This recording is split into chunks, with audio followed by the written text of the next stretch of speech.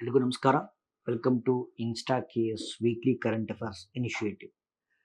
Insta ವಿದ್ಯಮಾನಗಳು ಈ title ಜೊತೆಗೆ ನಾವು ವೀಕ್ಲಿ ಕರೆಂಟ್ ಅಫೇರ್ಸ್ ಇನಿಷಿಯೇಟಿವ್ನ ಶುರು ಮಾಡಿದ್ವಿ. ವೀಕ್ಲಿ ಎಪಿಸೋಡ್ಸ್ ಬರ್ತಾ ಇದೆ. So we are doing it very successfully. ಸಾಕಷ್ಟು ಒಳ್ಳೆ ರೆಸ್ಪಾನ್ಸ್ ಬರ್ತಾ ಇದೆ. ಆ ನಿಟ್ಟಿನಿಂದ ಈ ವಾರದ ಟಾಪಿಕ್ಸ್ನ ನೋಡ್ತಾ ಹೋಗೋಣ. ಸಾಕಷ್ಟು ಟಾಪಿಕ್ಸ್ ಇದ್ದಾವೆ. ಓಕೆ, ಸೊ ಜಡೆಯ ಸ್ವಾಮಿ ಫೆಸ್ಟಿವಲ್ ಇದೆ, ಲ್ಯಾಡಿಂಗ್ ಬಿಲ್ ಇದೆ, ಜೀನ್ ಏಟೆಡ್ ಬನಾನಾಸ್ಗಳ ನ್ಯೂಸಲ್ಲಿದ್ದಾವೆ. So Vizhinjam port, cassava plant, ಭಾರತದ ಗೋಧಿ ಉತ್ಪಾದನೆ, Chandrayaan 3, SIPRI report, para athletics grand prix. So ಸಾಕಷ್ಟು ವಿಚಾರಗಳು ನ್ಯೂಸಲ್ಲಿದ್ದಾವೆ. ಸೊ ಇದಕ್ಕೆ ಸಂಬಂಧಪಟ್ಟಂತೆ ಪೂರ್ತಿ ನಾವು ಡಿಸ್ಕಸ್ ಮಾಡ್ತಾ ಹೋಗೋಣ. ಓಕೆ, ಸೊ ಫಸ್ಟ್ ನಾನು ತಗೊಳ್ಳೋದು ಸ್ಮಾಲರ್ ಟಾಪಿಕ್ಸ್ ಮುಗಿಸ್ಕೊಂಬೋಣ. ಆ ನಂತರದಲ್ಲಿ ನಮ್ಮ ಮೇಜರ್ ಟಾಪಿಕ್ಸ್ನ ಫಿನಿಶ್ ಮಾಡ್ತಾ ಹೋಗ್ಬೋದು. ಸೊ ಇತ್ತೀಚೆಗೆ ಒಂದು ಬುಡಕಟ್ಟು ಜನಗಳು ಆಚರಿಸುವಂಥ ಹಬ್ಬ, ಸೊ ಜಡೆಯ ಸ್ವಾಮಿ ಅಂತ ತಮಿಳುನಾಡಲ್ಲಿ ಬುಡಕಟ್ಟು ಜನಗಳು ಆಚರಿಸುವಂಥ ಹಬ್ಬ ಇದು ಜಡೆಯ ಸ್ವಾಮಿ ಉತ್ಸವ. ಓಕೆ, ನೀವು ಇಲ್ಲಿ ನೋಡ್ತಾ ಇದ್ದೀರಾ, ಪ್ರಶ್ನೆ ಕೇಳಬಹುದು. ಓಕೆ, ಸೊ ಇತ್ತೀಚೆಗೆ ಸುದ್ದಿಯಲ್ಲಿರುವಂಥ ಜಡೆಯ ಸ್ವಾಮಿ ಫೆಸ್ಟಿವಲ್ಲು ಯಾವ ರಾಜ್ಯದಲ್ಲಿ ಆಚರಿಸಲಾಗುತ್ತದೆ? It is Tamil Nadu. Okay, so ತಮಿಳುನಾಡಲ್ಲಿ ಒಂದು ಬುಡಕಟ್ಟು ಜನಾಂಗ ಇದ್ದಾರೆ, ಬಡಗರು. ಓಕೆ, ಬಡಗಾಸ್ ಅಂತ ಭಾಳ ಇಂಪಾರ್ಟೆಂಟು. ಸೊ ಬಡಗಾಸು ಈ ಹಬ್ಬವನ್ನು ವಿಶೇಷವಾಗಿರುವಂಥ ಹಬ್ಬವನ್ನು ಆಚರಣೆ ಮಾಡ್ತಾರೆ. ಸೊ ಅವರ ನಂಬಿಕೆಯ ಸಂಕೇತವಾಗಿ, ಭಕ್ತಿಯ ಸಂಕೇತವಾಗಿ, ಅಥವಾ ಪಾರಂಪರಿಕವಾಗಿ ಹರಿದು ಬಂದಿರುವಂಥ ಅವರ ಆಚರಣೆಗಳ ಸಂಕೇತವಾಗಿ ಈ ಹಬ್ಬವನ್ನು ಆಚರಿಸಲಾಗುತ್ತೆ. ಸೊ ಅದನ್ನು ಜಡೆಯ ಸ್ವಾಮಿ ಉತ್ಸವ ಅಂತ ಕರಿತೀವಿ. ಸೊ ತಮಿಳುನಾಡಲ್ಲಿ ಬಡಗರು ಎನ್ನುವಂಥ ಬುಡಕಟ್ಟು ಜನಾಂಗ ಆಚರಿಸುವಂಥ ಹಬ್ಬ ಜಡೆಯ ಸ್ವಾಮಿ ಫೆಸ್ಟಿವಲ್. ಓಕೆ, ಈಗ ಸ್ವಲ್ಪ ಈ ಬುಡಕಟ್ಟು ಜನಗಳು ನ್ಯೂಸಲ್ಲಿರೋದ್ರಿಂದ ಓಕೆ, ಒಂದು ಗೌರ್ಮೆಂಟ್ ಸ್ಕೀಮ್ನು ಕೂಡ ನಾವು ಇಂಟರ್ಲಿಂಕ್ ಮಾಡೋಣ. ಓಕೆ, ಸೊ ಇತ್ತೀಚೆಗೆ ಭಾರತ ಸರ್ಕಾರ ಒಂದು ವಿಶೇಷವಾಗಿರುವಂಥ ಸ್ಕೀಮನ್ನು ಜಾರಿಗೆ ತಂದಿತ್ತು. ಓಕೆ, ಇದರ ಹೆಸರು PM ಜನ್ಮನ್ ಸ್ಕೀಮ್ ಅಂತ. Okay, so PM Janman scheme. So ಇದು ಅರ್ಥ ಆಗಬೇಕು ಅಂತಂದರೆ PVTG ಅಂತ ಒಂದು ಪದ ಇದೆ. PVTG ಎನ್ನುವಂಥ ಪದ ಅರ್ಥ ಆಗಬೇಕು. Okay, particularly vulnerable tribal groups ಅಂತ ಕರಿತೀವಿ. PVTG ಅಂದರೆ ಪರ್ಟಿಕ್ಯುಲರ್ಲಿ ವಲ್ನರಬಲ್ ಟ್ರೈಬಲ್ ಗ್ರೂಪ್ಸ್ ಅಂತ. ಅಂದರೆ ಬುಡಕಟ್ಟು ಜನಗಳಲ್ಲಿ ಅತ್ಯಂತ ಹಿಂದುಳಿದಿರುವಂಥ ಬುಡಕಟ್ಟು ಜನಗಳನ್ನು PVTG ಅಂತ ಕರಿತೀವಿ. ಓಕೆ, ಸೊ ಬುಡಕಟ್ಟು ಜನಗಳಲ್ಲೇ ಅತ್ಯಂತ ಹಿಂದುಳಿದಿರುವ, ಸಾಮಾಜಿಕವಾಗಿ, ಆರ್ಥಿಕವಾಗಿ, ಶೈಕ್ಷಣಿಕವಾಗಿ ಸೊ ಹಿಂದುಳಿದಿರುವಂಥ ಬುಡಕಟ್ಟು ಜನಗಳನ್ನು PVTG ಅಂತ ಕರಿತೀವಿ. ಸೊ ಭಾರತದಾದ್ಯಂತ ಈ PVTGಗಳನ್ನು ಗುರುತಿಸಲಿಕ್ಕೋಸ್ಕರ 1976ರಲ್ಲಿ ಓಕೆ ಭಾರತ ಸರ್ಕಾರ ಒಂದು ಆಯೋಗವನ್ನು ರಚನೆ ಮಾಡಿತ್ತು. ದೇಬಾರ್ ಕಮಿಷನ್ ಅಂತ ಕರಿತೀವಿ. ಓಕೆ, ಸೊ ಭಾರತ ಸರ್ಕಾರ ಒಂದು ಆಯೋಗವನ್ನು ರಚನೆ ಮಾಡಿತ್ತು. ಇದನ್ನು ದೇಬಾರ್ ಕಮಿಷನ್ ಅಂತ ಕರಿತೀವಿ. So to identify PVTG. So ಒಂದಷ್ಟು ಪ್ಯಾರಾಮೀಟರ್ಸ್ ಹಾಕಿದ್ರು. ಓಕೆ, ಯಾವ ಬುಡಕಟ್ಟು ಜನಾಂಗವನ್ನು PVTG ಅಂತ ಗುರುತಿಸ್ಬೇಕು ಅಂತ. ಸೊ ಮೊದಲನೇದು ಸಾಮಾಜಿಕವಾಗಿ, ಸೋಷಲಿ, ಎಕನಾಮಿಕಲಿ. ಓಕೆ, ಸೊ ಸಾಮಾಜಿಕವಾಗಿ, ಆರ್ಥಿಕವಾಗಿ ಹಿಂದುಳ್ಕೊಂಡಿರಬೇಕು. ಅವರಲ್ಲಿ 0 ಲಿಟ್ರಸಿ ಇರಬೇಕು. ಓಕೆ, ಸೊ ಒಂದು ಪಾಯಿಂಟು ಸಾಮಾಜಿಕವಾಗಿ, ಆರ್ಥಿಕವಾಗಿ ಹಿಂದುಳ್ಕೊಂಡಿರಬೇಕು. ಎರಡನೇದು ಶೂನ್ಯ ಸಾಕ್ಷರತೆ ಇರಬೇಕು. ಓಕೆ, 0 ಲಿಟ್ರಸಿ ಇರಬೇಕು. ಮೂರನೇದು ನೋಡಿ, ಎಲ್ಲ ಜನಾಂಗದ ಪಾಪ್ಯುಲೇಷನ್ ಜಾಸ್ತಿ ಆಗ್ತಾ ಹೋಗ್ತಾ ಇದ್ರೆ ಈ ಬುಡಕಟ್ಟು ಜನಾಂಗಗಳ ಪಾಪ್ಯುಲೇಷನ್ ಕಡಿಮೆ ಆಗ್ತಾ ಬರಬೇಕು. ಇದು ಮೂರನೇ ಪಾಯಿಂಟು. ನಾಲ್ಕನೇ ಪಾಯಿಂಟು ಅಗ್ರಿಕಲ್ಚರ್, ಕೃಷಿ ಮಾಡಬೇಕಾದ್ರೆ ಶೂನ್ಯ ತಂತ್ರಜ್ಞಾನ ಅಂದರೆ 0 ಮಾಡರ್ನ್ ಟೆಕ್ನಾಲಜಿ. ಓಕೆ, ಅಂದರೆ ಅಗ್ರಿಕಲ್ಚರ್ ಮಾಡಬೇಕಾದ್ರೆ ಅದರಲ್ಲಿ ತಂತ್ರಜ್ಞಾನದ ಬಳಕೆ ತುಂಬ ಕಡಿಮೆ ಇರಬೇಕು. ಸೊ ಇನ್ನೊಂದು ಈ ಪ್ರೈಮೇಟ್ ಕಲ್ಚರ್ ಅಂತ ಕರಿತೀವಿ. ಅಂದರೆ ಈ ಸೊಪ್ಪು ಸದೆಗಳನ್ನು ಕಟ್ಕೊಂಡಿರ್ತಾರೆ. ಓಕೆ, ಅಂದರೆ ಮೈನ್ ಸ್ಟ್ರೀಮಿಂದ ಭಾಳ ಹಿಂದುಳ್ಕೊಂಡಿರ್ತಾರೆ. ಸೊಪ್ಪು ಸದೆಗಳನ್ನು ಕಟ್ಕೊಂಡು, ಬಿಲ್ಲು ಬಾಣ, ಈಟಿ ಬರ್ಜಿ ಇವನ್ನೆಲ್ಲ ಬಳಸ್ಕೊಂಡು ಪ್ರಾಣಿಗಳನ್ನು ಬೇಟೆಯಾಡ್ಕೊಂಡು ಗೆಡ್ಡೆ ಗೆಣಸು ತಿನ್ಕೊಂಡು ಬದುಕ್ತಾ ಇರ್ತಾರೆ. ಸೊ ಇಂತಹ ಅತ್ಯಂತ ಹಿಂದುಳಿದಿರುವಂಥ ಬುಡಕಟ್ಟು ಜನಗಳನ್ನು PVTG ಅಂತ ಕರಿತೀವಿ, ಪರ್ಟಿಕ್ಯುಲರ್ಲಿ ವಲ್ನರಬಲ್ ಟ್ರೈಬಲ್ ಗ್ರೂಪ್ಸ್ ಅಂತ. ಸೊ ಈ PVTGಗಳನ್ನು ಅತಿ ಹೆಚ್ಚು PVTGಗಳನ್ನು ಹೊಂದಿರುವಂಥ ರಾಜ್ಯ ಒಡಿಶಾ. ಓಕೆ, ಸೊ PVTGಗಳಿಗೆ ಮೂಲಭೂತ ಸೌಕರ್ಯಗಳನ್ನು ಕಲ್ಪಿಸುವಂಥ ಭಾರತ ಸರ್ಕಾರದ ಯೋಜನೆ PM ಜನ್ಮನ್. ಓಕೆ, ಮೂಲಭೂತ ಸೌಕರ್ಯಗಳು ಅಂತಂದ್ರೆ ಆಸ್ಪತ್ರೆ, ಶಾಲೆ, ವಸತಿ ಸೌಲಭ್ಯ, ಕುಡಿಯುವ ನೀರು, ರಸ್ತೆಗಳು. ಸೊ ಅಂದರೆ ಬೇಸಿಕ್ ಇನ್ಫ್ರಾಸ್ಟ್ರಕ್ಚರ್ನ ಕೊಡುವಂಥ ಯೋಜನೆ. ಸೊ ಇದು PM ಜನ್ಮನ್ ಸ್ಕೀಮ್ ಅಂತ ಕರಿತೀವಿ. ಸೊ ಇದನ್ನು ಈ ಟಾಪಿಕಿಗೆ ನಾನು ಇಂಟರ್ಲಿಂಕ್ ಮಾಡಿದ್ದೇನೆ. Okay. So next topic landing bill ಅಂತ ಕರಿತೀವಿ. ನೋಡಿ, ಸೊ ಒಂದು ಗೊತ್ತಿರಬೇಕು, okay, this a peninsular portion of India. Okay, ಇಲ್ಲಿ ಅರಬ್ಬಿ ಸಮುದ್ರ ಬರುತ್ತೆ, ಇಲ್ಲಿ ಬಂಗಾಳ ಕೊಲ್ಲಿ ಬರುತ್ತೆ, ಇಲ್ಲಿ ಇಂಡಿಯನ್ ಓಷನ್ ಬರುತ್ತೆ. ಓಕೆ, ಸೊ ಅತಿ ಹೆಚ್ಚು ವ್ಯಾಪಾರ ಮಾಡೋದು ನಾವು ಭೂಮಾರ್ಗದ ಮುಖಾಂತರ, ಜಲಮಾರ್ಗದ ಮುಖಾಂತರ. ಓಕೆ, ಸೊ ಅತಿ ಹೆಚ್ಚು ವ್ಯಾಪಾರ ಮಾಡೋದು ವಾಟರ್ ವೇಸ್, ಜಲಮಾರ್ಗದ ಮೂಲಕ. Okay, so water ways, because water ways is the cheapest mode of transport, ತುಂಬ ಕಡಿಮೆ ಖರ್ಚಾಗುತ್ತೆ.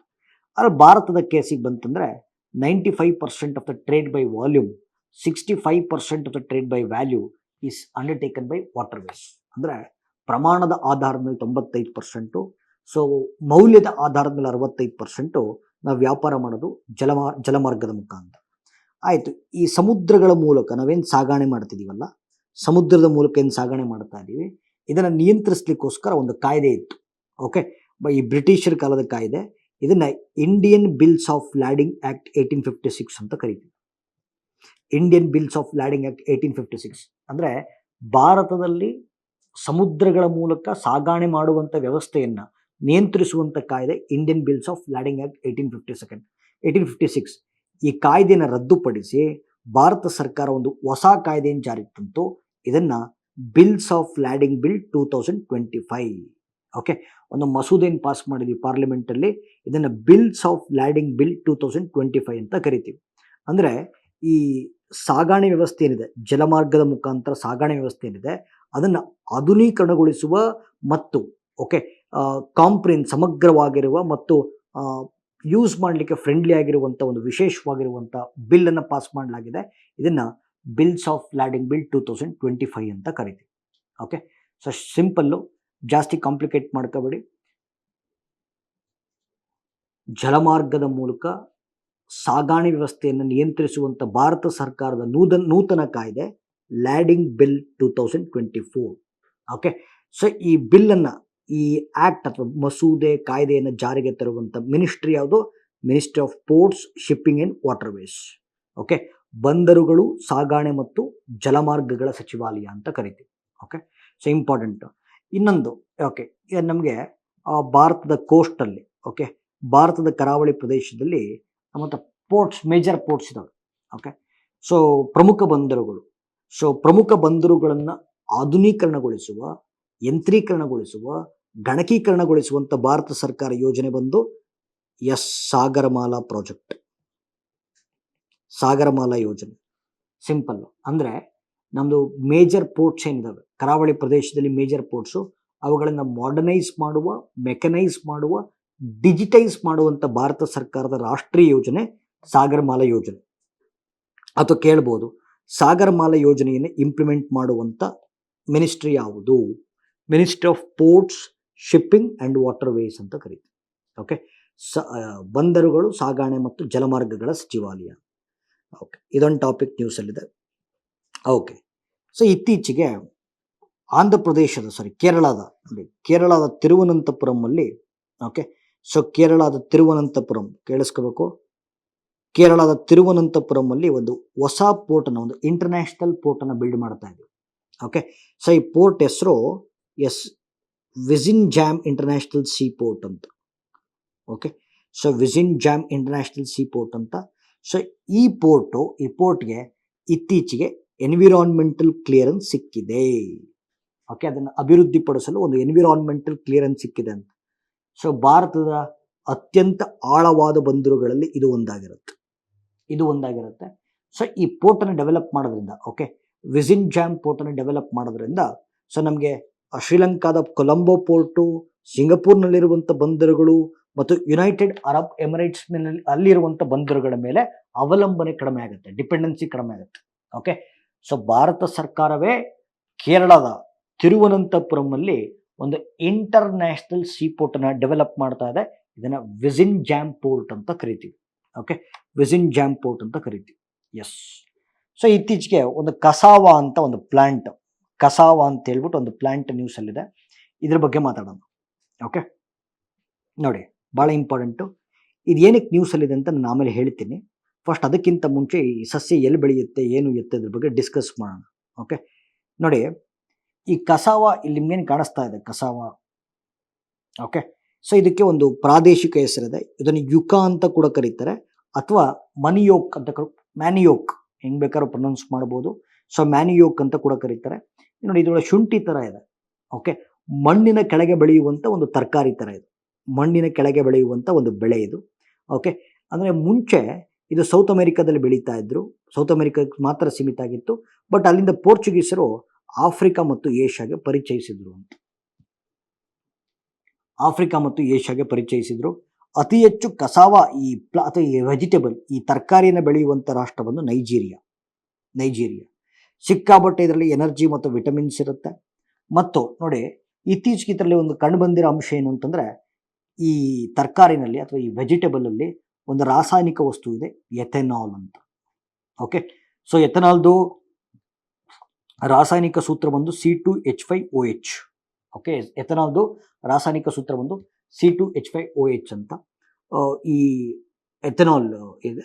ಸೊ ಈ ಎಥೆನಾಲ್ ನಿಮಗೆ ಗೊತ್ತಿದೆ, ಎಥೆನಾಲ್ ನಾವು ಬಯೋಫ್ಯೂಯಲ್ಸ್ ಲಾಸ್ಟ್ ಟೈಮ್ ಮಾತಾಡಿದ್ದೆ, ಜೈವಿಕ ಇಂಧನಗಳ ಉತ್ಪಾದನೆಗೆ ಬೇಕಾಗಿರುವಂಥ ಕಚ್ಚಾ ವಸ್ತು ಆಗಿರೋದ್ರಿಂದ, ಸೊ ಈ ಕಸಾವ ಸಸ್ಯದ ಉತ್ಪಾದನೆಯನ್ನ ನಾವು ನ್ಯಾಷನಲ್ ಬಯೋಫ್ಯೂಯಲ್ ಪಾಲಿಸಿ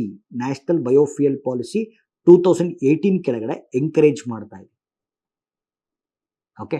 ಸೊ ಈ ಕಸಾವದಲ್ಲಿ ಎಥೆನಾಲ್ ಅಂಶ ಇದೆ. ಸೊ ನೀವು ಜೈವಿಕ ಇಂಧನಗಳನ್ನು ಬಯೋಫ್ಯೂಯಲ್ಸ್ ಅನ್ನು ಪ್ರೊಡ್ಯೂಸ್ ಮಾಡಬೇಕಾದ್ರೆ ಎಥೆನಾಲ್ ರಾ ಮೆಟೀರಿಯಲ್ ಆಗುತ್ತೆ. ಸೊ ಹಾಗಾಗಿ ನ್ಯಾಷನಲ್ ಬಯೋಫ್ಯೂಯಲ್ ಪಾಲಿಸಿ 2018 ಕೆಳಗಡೆ ಈ ಕಸಾವ ಪ್ಲಾಂಟ್ ಪ್ರೊಡಕ್ಷನ್ ನಾವು ಎಂಕರೇಜ್ ಮಾಡ್ತಾ ಇದ್ದೀವಿ. ಹಾಗಾಗಿ ಇದು ನ್ಯೂಸ್ ಅಲ್ಲಿದೆ, ರೈಟ್, ಓಕೆ. ಸೊ ಇದು ಕೂಡ ಒಂದು ವಿಚಾರ ನ್ಯೂಸ್ ಅಲ್ಲಿದೆ. ನೆಕ್ಸ್ಟ್ ನೋಡಿ, ಸರ್ಕಾರದ ಇತ್ತೀಚಿನ ವರದಿಯ ಪ್ರಕಾರ ಭಾರತದಲ್ಲಿ ಗೋಧಿಯ ಉತ್ಪಾದನೆ ಸಿಕ್ಕಾಬಟ್ಟೆ ಜಾಸ್ತಿ ಆಗಿದೆ, ಓಕೆ. ವೀಟ್ ಪ್ರೊಡಕ್ಷನ್ ಜಾಸ್ತಿ ಆಗಿದೆ. ಸೊ ಇಲ್ಲಿಗೆ ಅಂದ್ರೆ 2024-25 ಹಣಕಾಸು ವರ್ಷ ತಗೊಂಡ್ರೆ ಗೋಧಿಯ ಉತ್ಪಾದನೆ 115.3 ಮಿಲಿಯನ್ ಮೆಟ್ರಿಕ್ ಟನ್ಸ್ ಅನ್ನು ದಾಟಿದೆ, ಓಕೆ.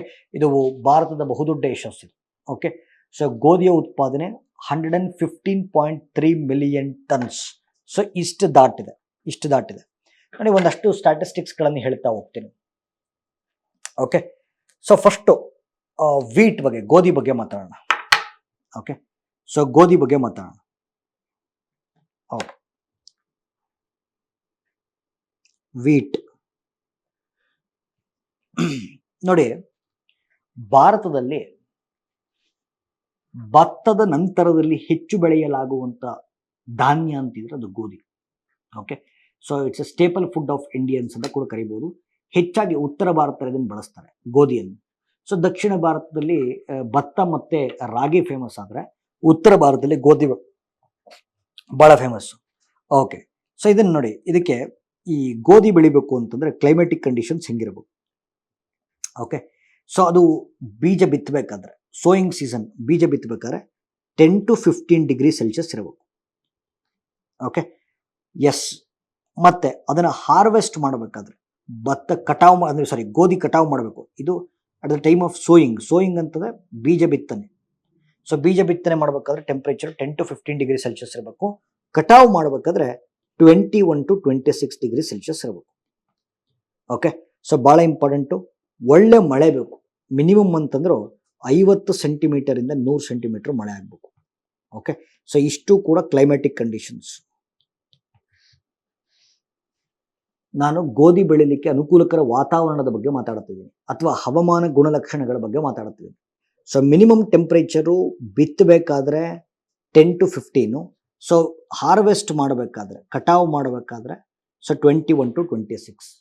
ಸೊ ಒಳ್ಳೆ ಮಳೆ ಬೇಕು, 50 ಸೆಂಟಿಮೀಟರ್ to 100 ಸೆಂಟಿಮೀಟರ್ ಮಳೆ ಬೇಕು, ಓಕೆ. ಮತ್ತೆ ಯೂಶುವಲಿ, ಓಕೆ, ಯಾವ ರೀತಿ ಮಣ್ಣನ್ನು ಬಳಸ್ತಾರೆ, loamy soil, okay. So loamy soil ಅಥವಾ clay soil, okay. So loamy soil ಅಥವಾ ಕ್ಲೇ ಸಾಯಿಲ್ ಅಂದ್ರೆ ಒಳ್ಳೆ ಮಣ್ಣು ಬೇಕು, ಫಲವತ್ತಾದಂಥ ಲೋಮಿ ಸಾಯಿಲ್ ಅಥವಾ ಕ್ಲೇ ಸಾಯಿಲ್ನ ಬಳಸ್ತಾ ಹೋಗ್ತಾರೆ. ಅದರಲ್ಲಿ ಒಂದು ಮಾಹಿತಿ ಕೊಡಬೇಕು, ಅತಿ ಹೆಚ್ಚು ನೋಡಿ ಇಲ್ಲಿ ನಿಮಗೆ ಕಾಣಿಸ್ತಾ ಇದೆ, ಅತಿ ಹೆಚ್ಚು ಗೋಧಿಯನ್ನು ಉತ್ಪಾದಿಸುವಂಥ ರಾಷ್ಟ್ರ ಮೊದಲನೇದು ಚೈನಾ, ಓಕೆ. ಚೈನಾ, ಎರಡನೇದು ಯುರೋಪಿಯನ್ ಯೂನಿಯನ್, ಮೂರನೇದು ಇಂಡಿಯಾ, ನಾಲ್ಕನೇದು ರಷ್ಯಾ, ಐದನೇದು ಅಮೆರಿಕ. ಸೊ ಗೋಧಿಯ ಉತ್ಪಾದನೆಯಲ್ಲಿ ಭಾರತದ ಸ್ಥಾನ ಬಂದು 3ನೇ ಸ್ಥಾನ, ಓಕೆ. ಸೊ 1350 ಇವಾಗ ಡೇಟಾ ಚೇಂಜ್ ಆಗಿದೆ. ಸೊ ಈಗ ಪ್ರೆಸೆಂಟ್ ಬಂದು 115.3 ಮಿಲಿಯನ್ ಟನ್ಸ್ನಷ್ಟು ಮೆಟ್ರಿಕ್ ಟನ್ನಷ್ಟು ನಾವು ಗೋಧಿನ ಉತ್ಪಾದನೆ ಮಾಡ್ತೀವಿ. ಓಕೆ, ಸೊ ಅದರಲ್ಲಿ ಅತಿ ಹೆಚ್ಚು ಗೋಧಿಯನ್ನು ಉತ್ಪಾದಿಸುವಂಥ ರಾಜ್ಯ ಉತ್ತರ ಪ್ರದೇಶ ಮತ್ತು ಪಂಜಾಬ್ ಅಂತ ಬರೆದುಬಿಟ್ಟಿರ. ಭಾಳ ಜನ ಪಂಜಾಬ್ ಮತ್ತು ಹರಿಯಾಣ ಅದರಲ್ಲೇ ಇರ್ತಾರೆ. ಸೊ ಉತ್ತರ ಪ್ರದೇಶ, ಎರಡನೇದು ಮಧ್ಯಪ್ರದೇಶ, ಮೂರನೇದು ಪಂಜಾಬು, ನಾಲ್ಕನೇದು ಹರಿಯಾಣ, ಐದನೇದು ರಾಜಸ್ಥಾನ, ಆರನೇದು ಬಿಹಾರ, ಏಳನೇದು ಗುಜರಾತು, ಎಂಟನೇದು ಮಹಾರಾಷ್ಟ್ರ. ಓಕೆ, ಸೊ ಅತಿ ಹೆಚ್ಚು ನಾವು ಗೋಧಿಯನ್ನು ಉತ್ಪಾದನೆ ಮಾಡೋದು ಎಲ್ಲೆಲ್ಲಿಗೆ ಅದನ್ನು ಹಾಕ್ಬಿಟ್ಟಿದ್ದೀನಿ. So Nepal, Iraq, South Korea, United Arab Emirates, Mongolia. Okay, so ಮತ್ತು ಆಲ್ರೆಡಿ ಹೇಳಿದ್ದೀನಿ, ಭತ್ತದ ನಂತರದಲ್ಲಿ ಅತಿ ಹೆಚ್ಚು ಬೆಳೆಯಲಾಗುವಂಥ ಭಾರತದ ಧಾನ್ಯ ಯಾವುದು ಅಂತಂದರೆ ಗೋಧಿ.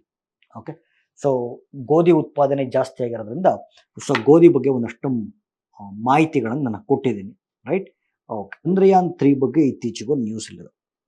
ಓಕೆ, ಸೊ ಭಾರತದ ಜಗತ್ತಿನ ಇತಿಹಾಸದಲ್ಲಿ ಇಸ್ರೋ ಕೈಗೊಂಡಂಥ ಚಂದ್ರಯಾನ್ 3 ಮಿಷನ್ನು ಒಂದು ಮೈಲಿಗಲ್ಲನ್ನು ಸೃಷ್ಟಿ ಮಾಡಿತ್ತು.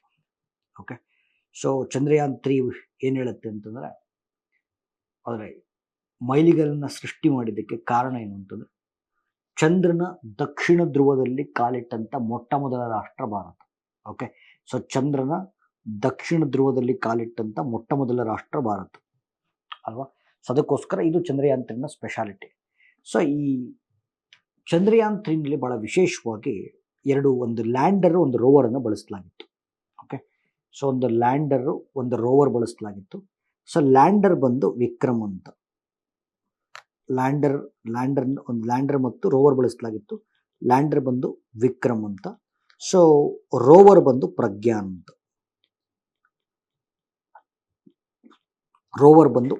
ಅಂತ. So lander is Vikram, rover is Pragyan, correct. Okay, ಈ ಲ್ಯಾಂಡರ್ ಒಳಗಡೆ ಮತ್ತು ರೋವರ್ ಒಳಗಡೆ ಹಲವಾರು ಪೇಲೋಡ್ಗಳನ್ನು ಬಳಕೆ ಮಾಡ್ತಾರೆ. ಸೊ ಪೇಲೋಡ್ಸ್ ಅಂತಂದರೆ, ಪೇಲೋಡ್ ಅಂದರೆ ಈ ಎಕ್ಸ್ಪೆರಿಮೆಂಟ್ ಮಾಡಲಿಕ್ಕೆ ಬೇಕಾಗಿರತಕ್ಕಂಥ ಪರಿಕರಗಳು, ಪೇಲೋಡ್ಸ್. ಸೊ ಲ್ಯಾಂಡರ್ ಒಳಗೂ ಸಾಕಷ್ಟು ಪೇಲೋಡ್ಗಳನ್ನು ಬಳಕೆ ಮಾಡಿದ್ದಾರೆ, ರೋವರ್ಗಳಿಗೂ ಸಾಕಷ್ಟು ಪೇಲೋಡ್ಗಳನ್ನು ಬಳಕೆ ಮಾಡಿದ್ದಾರೆ.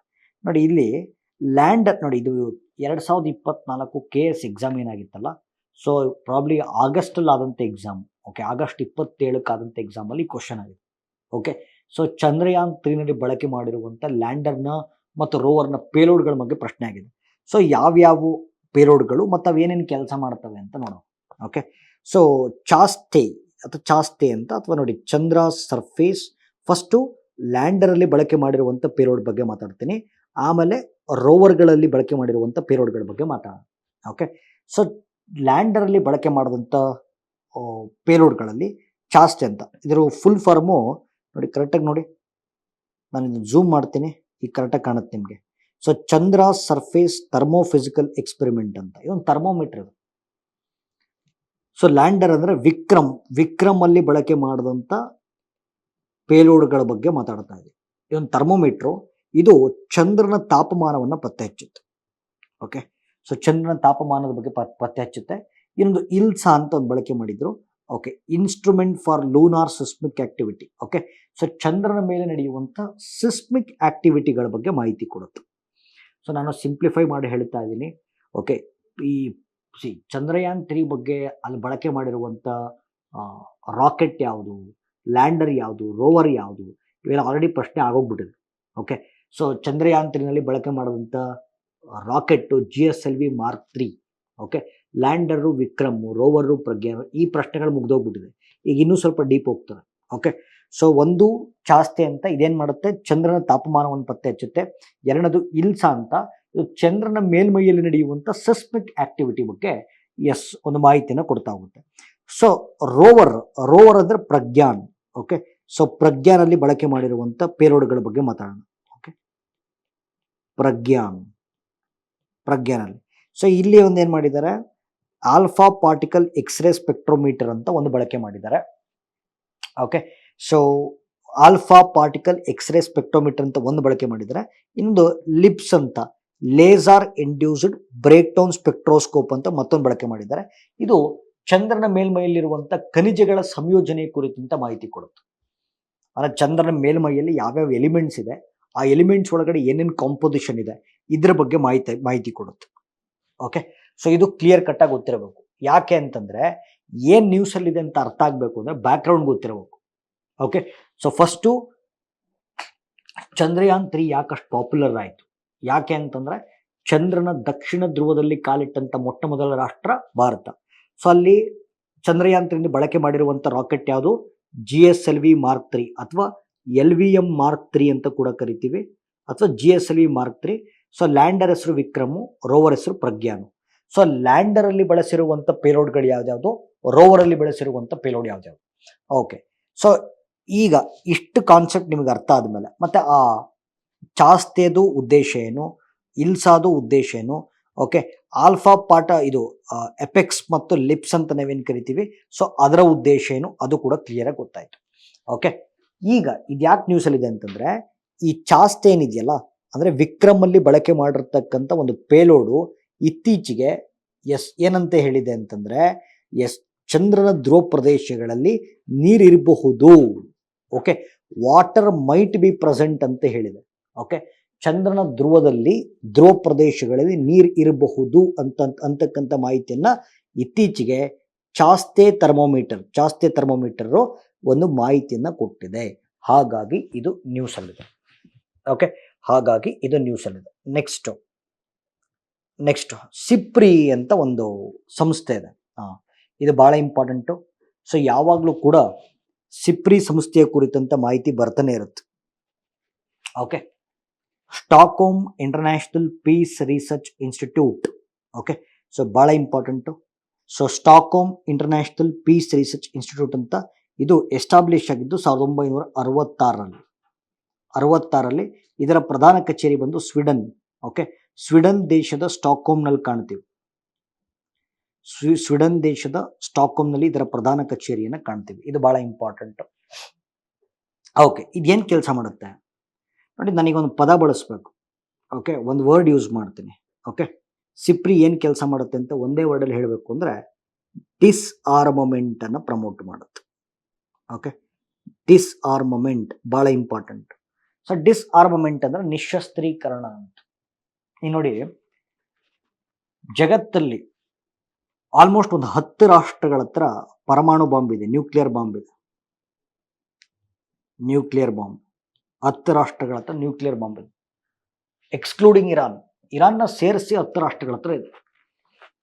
ಓಕೆ, ಈಗ ಅಮೆರಿಕ ಹತ್ರ ಇದೆ ಅಂತಂದ್ಮೇಲೆ ರಷ್ಯಾ ಹತ್ರ ಇರಲೇಬೇಕು, ಅಮೆರಿಕ ಹತ್ರ ಇದೆ ಅಂತಂದ್ಮೇಲೆ ಚೈನಾ ಹತ್ರ ಇರಲೇಬೇಕು, ಚೈನಾ ಹತ್ರ ಇದೆ ಅಂದಮೇಲೆ ಇಂಡಿಯಾ ಹತ್ರ ಇರಲೇಬೇಕು, ಇಂಡಿಯಾ ಹತ್ರ ಇರಲಿ ಅಂದಮೇಲೆ ಪಾಕಿಸ್ತಾನ ಹತ್ರ ಇರಲೇಬೇಕು.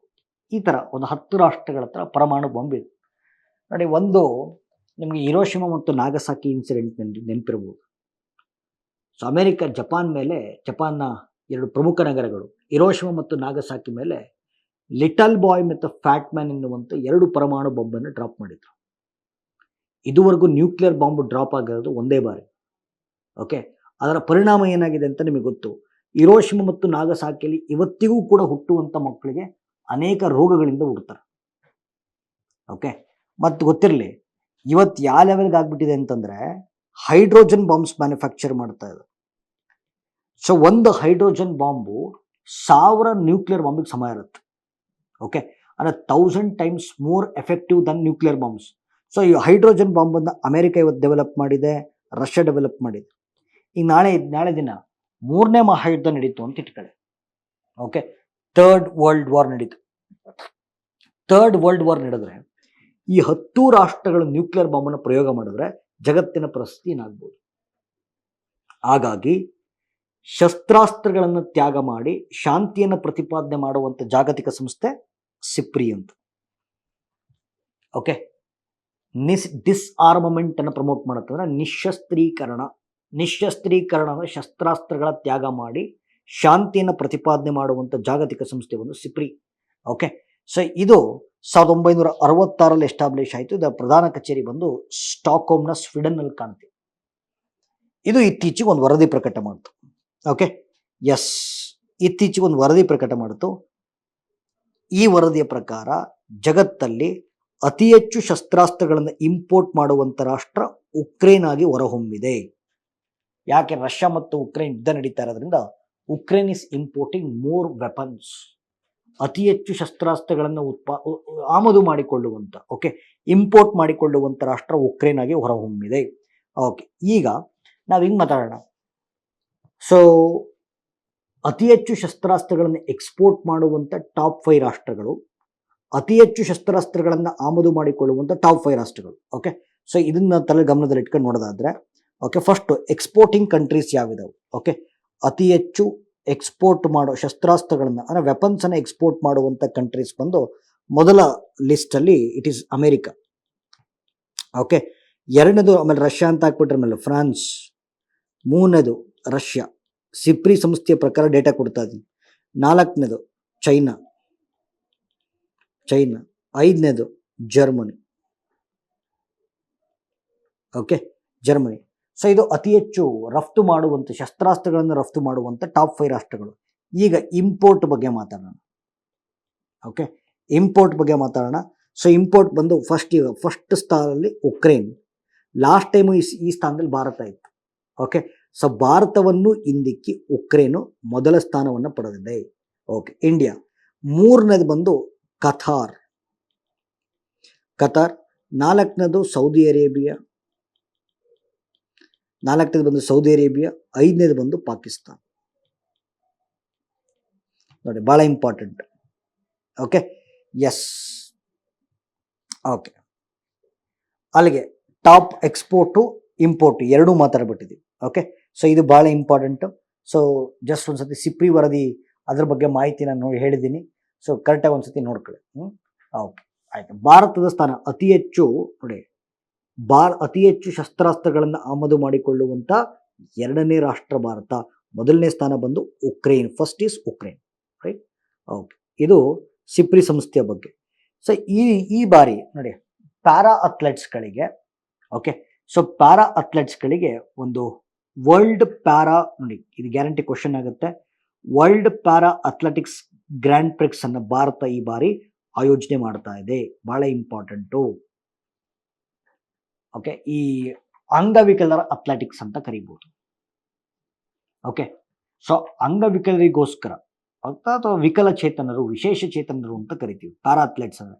ಓಕೆ, ಈ ವಿಶೇಷ ಚೇತನರಿಗೆ ಈ ಕ್ರೀಡಾಕೂಟಗಳನ್ನು ಏರ್ಪಡಿಸಲಿಕ್ಕೆ ಒಂದು ಸಂಸ್ಥೆ ಇದೆ. ಓಕೆ, ಇದರ ವರ್ಲ್ಡ್ ನೋಡಿ ಇಂಟರ್ನ್ಯಾಷನಲ್ ಪ್ಯಾರಾ ಒಲಿಂಪಿಕ್ ಕಮಿಟಿ ಅಂತ ಕರಿತೀವಿ.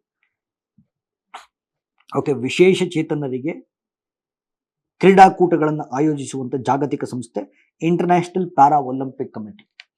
ಅದರ ಒಂದು ಡಿವಿಷನ್, ಒಂದು ಸಬ್ ಡಿವಿಷನ್ ಬಂದು ವರ್ಲ್ಡ್ ಪ್ಯಾರಾ ಅಥ್ಲೆಟಿಕ್ಸ್ ಅಂತ.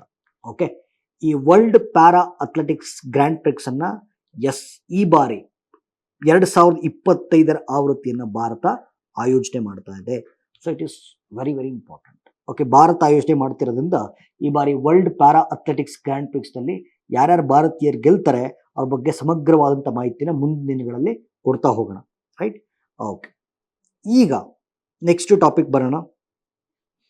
ಓಕೆ, ಸೊ ಇತ್ತೀಚೆಗೆ ಯಾವುದೊಂದು ಯುನೈಟೆಡ್ ಕಿಂಗ್ಡಮ್ದು UK ಸಂಸ್ಥೆಯ ಒಂದು ಸಂಶೋಧನಾತ್ಮಕ ಸಂಸ್ಥೆ, ಓಕೆ, ಜೆನೆಟಿಕಲಿ ಇಂಜಿನಿಯರ್ಡ್ ಬನಾನಾವನ್ನು ಬೆಳೆದಿದೆ.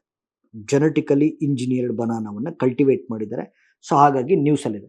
ಸೊ ಈ ಬಾಳೆಹಣ್ಣು ಹೆಂಗಿದೆ ಅಂದರೆ, ಜೆನೆಟಿಕ್ ಇಂಜಿನಿಯರ್ಡ್ ಬಾಳೆಹಣ್ಣು ಹೆಂಗಿದೆ ಅಂತಂದರೆ, ಇದು ಎಷ್ಟು ದಿನ ಇಟ್ಟರೂ ಕೂಡ ಕೆಟ್ಟೋಗಲ್ಲ, ಅಂದರೆ ಭಾಳ ದಿನ ಬರುತ್ತೆ.